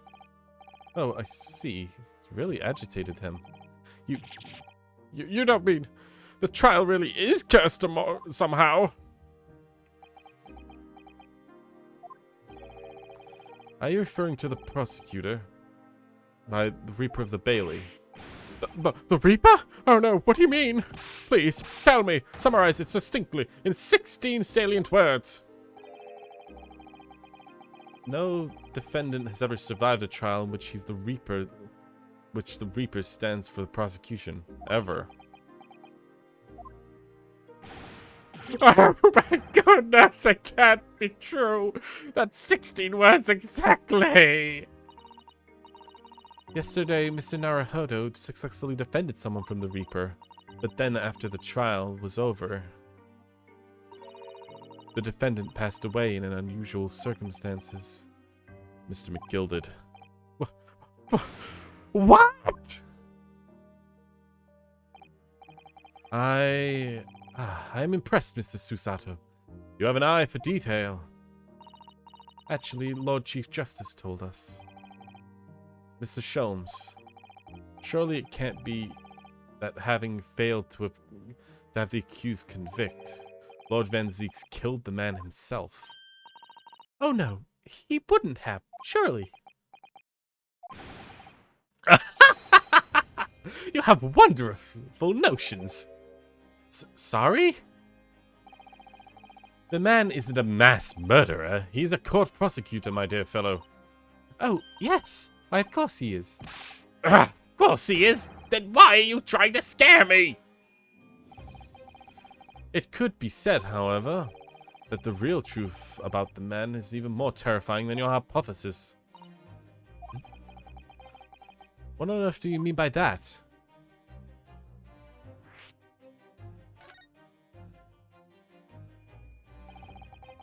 Van Zeeks is an exceptional man. However, in London's courts of law, exceptional does not equate to winning every case without exception. That's good. Sogi looks like he's about to cry tears of joy.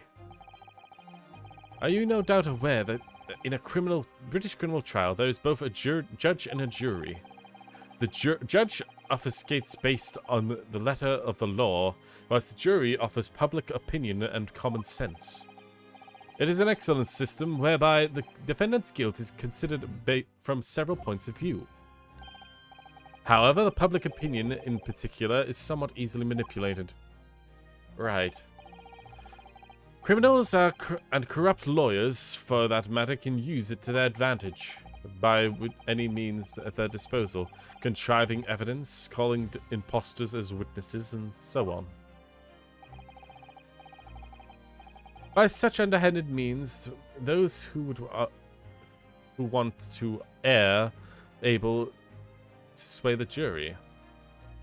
But those who would want to are able to sway the jury. Sorry, I thought he was going for a more classy way of saying that. Which means that even in the light of irrefutable evidence, the prosecution can fail. But that means that the wrong verdict can be passed. And sadly, from time to time, my dear madam, that is simply the reality of the situation. That's all right. However, those indicted by Lord Van Zeeks cannot escape justice. Their fate is sealed. Oh my. Through the oh my god, why can't I say this word? Adjudication. Through the adjudication, they see them leave the courtroom with their freedom. Within months, they all disappear. It is most striking. Disappear? But how? By all matters of misfortune, sir. Perhaps they stumbled under the carriage. Perhaps they all stumbled under a carriage. Perhaps they fall into the Thames and drowned. The River Thames and drowned. Perhaps they suddenly overcome by raging fever, or perhaps attacked by a highwayman. Oh, no. All examples of reality of events here in London, I'm afraid, Mr. Naruhodo.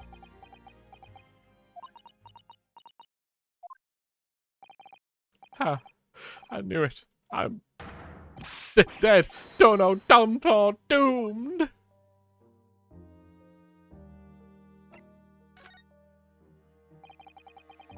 So when you said accursed lodgings before, you were referring to the room at Mr. Garidep's house, I assume? Do you mean to say that you believe the place is cursed? It's been a year now since I came to Great Britain. But I've only been in London for a week before I started to notice strange feelings in myself. That didn't take long then. Everywhere I looked, there were foreign faces staring at me, laughing behind my back. I was sure people were talking about me. I started to become nervous about going outside. They were always staring at me for all the time, from dawn till dusk. So I shut myself away in my room, but even that didn't help. My fear wouldn't go away. You must have been very lonely, having been away from your homeland for such a long time. I had to move a number of times, most recently to a room on Blair Road a week ago from now. Yes, why did you choose there? It seems a little inconvenient. The rent is cheap, and I have so little money. It appealed to me straight away. Of course, I asked why it was so affordable. The landlord simply just stammered and said, "The room is cursed." Oops. And simply tried to cover his mistake, but it was too late, so I told him. You have something to say, then say it! But if not, don't mention it in the first place! Yes, well said. But it was true. It was all true. You mean the room really is cursed then? Ever since I moved to the windowless hellhole, my sleep has been plagued with nightmares. I'm awake feeling as though I've been choked to death. And my waking hours, people are stabbed in front of me as I walk down the street. I'm branded a killer, thrown in prison. Nobody wants to know me. I'm surrounded by scary, sinister spirits. If only there was someone, just one person on my side. But no one can find it in his or her heart to believe in me. Really? No one at all? To believe? Yes, to believe.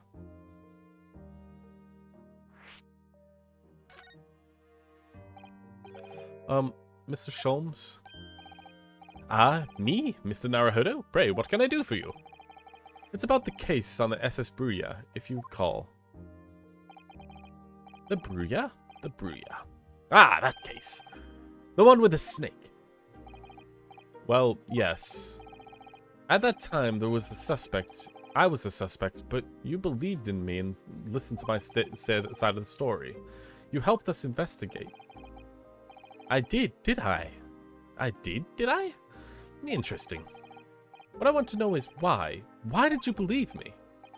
I see, yes, you mean... Because you were a grimly dressed, shady Eastern fellow found with the victim in the locked room? Well, if you'd like, yes. I'm a little surprised that the answer requires explanation, dear fellow. It's quite simple, really. You said I didn't do it. But I could have been lying. Surely you must have had your doubts. You must have suspected me a little. I think perhaps you've misunderstood. I neither recall believing in you, nor in that which you were telling me. What? You see, the only thing I believed in are those I choose to believe in. Wait, what do you mean, Mr. Sholmes? I made up my mind about what it is I believe and what is not. If you should like to believe in something, I do. If I should like to believe in something, I do. The circumstances that can hang as far as I'm concerned. But the circumstances there, sometimes it's just weirdly there. But I could have betrayed your trust. In that case, I should have made an elementary error of judgment. Nothing more. Betrayal of trust is an overused excuse, in my opinion. Meaning? Whether or not I should trust in another is the final analysis down to oneself. It is a matter of whether or not one can trust oneself. Yes, he's right. Right. Locum student, Sir Mr. Naruhodo Sire. Naruhodo Sire. Whether or not one should trust another is a final analysis down to oneself.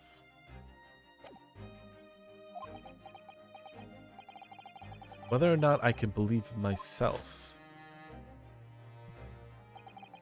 A defense lawyer is as good as his faith in his client. And that comes down to whether you have faith. How much faith he has in himself. You were so right, Kazuma.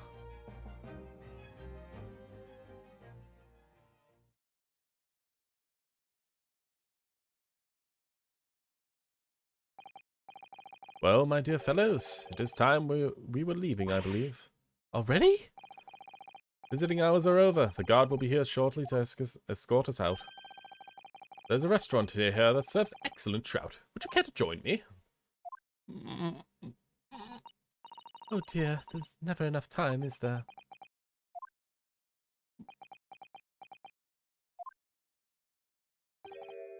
Mr. Natsume, if you'd like, in the trial tomorrow, I'd be happy to represent you.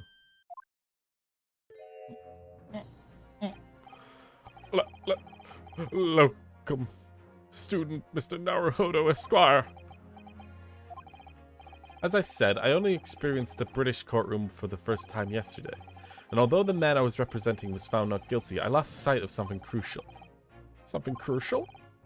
What to believe in, the defendant, the justice, or the truth. How to believe, even. I want to read that again. What to believe in, the defendant, justice, or the truth. How to believe, even. But I think I've finally worked it out. I've decided I must believe in myself above all else. To trust my instincts. Yes, Mr. Naruhodo. And my instincts are telling me that you, Mr. Natsume, are innocent of this crime. And it's imperative that we prove that in court. Locum student Mr. Naruhodo Esquire. I'll fight for your innocence until the bitter end, with every weapon available to me.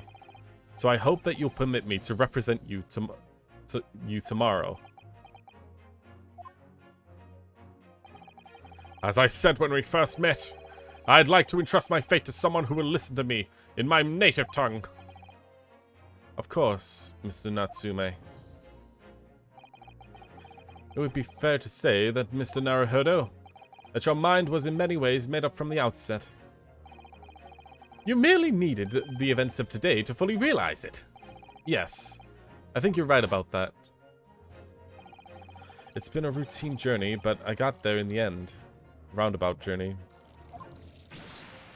Ah! Jesus. Miss Susato? Yes? Would you be willing to stand by my side tomorrow and help me in court? Absolutely. As I said this morning, you may consider me your personal judicial assistant. The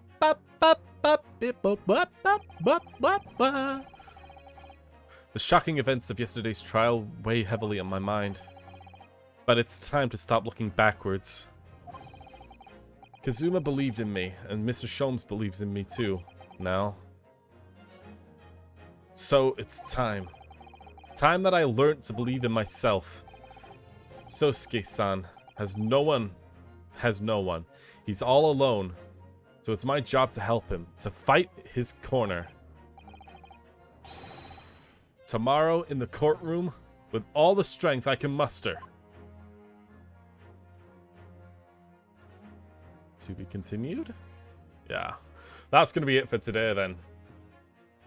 Because that's pretty much the investigation today. Yeah. I just feel good. I'm going to save right there. And that's going to be it for today. I'm wondering if there's going to be different juries and jury members. There's got to be different jury members, right? It wouldn't go through the exact same group.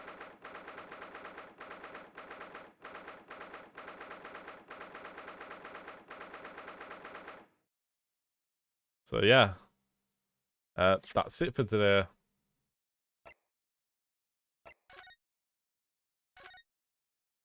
Go ahead and save again, just be safe. Right. Thanks for checking in, watching. all in all, thank you. Fun characters. I don't know if Gary Depp is going to show up again, or the maid, but I don't know. Maybe they might bring him up and be like, actually, I did look out the window and I saw some strange things. Or like talking about his showing in court. I need to learn about how to speak like Popeye, because I've only had like a few instances of seeing it where he's just like, fight over the flight of my life. Like he repeats himself a ton. That guy looks a lot like Popeye, so it feels like it makes sense. But yeah, tomorrow's probably gonna be. There's also a copper witness, I believe. Anyway, take care. Bye bye.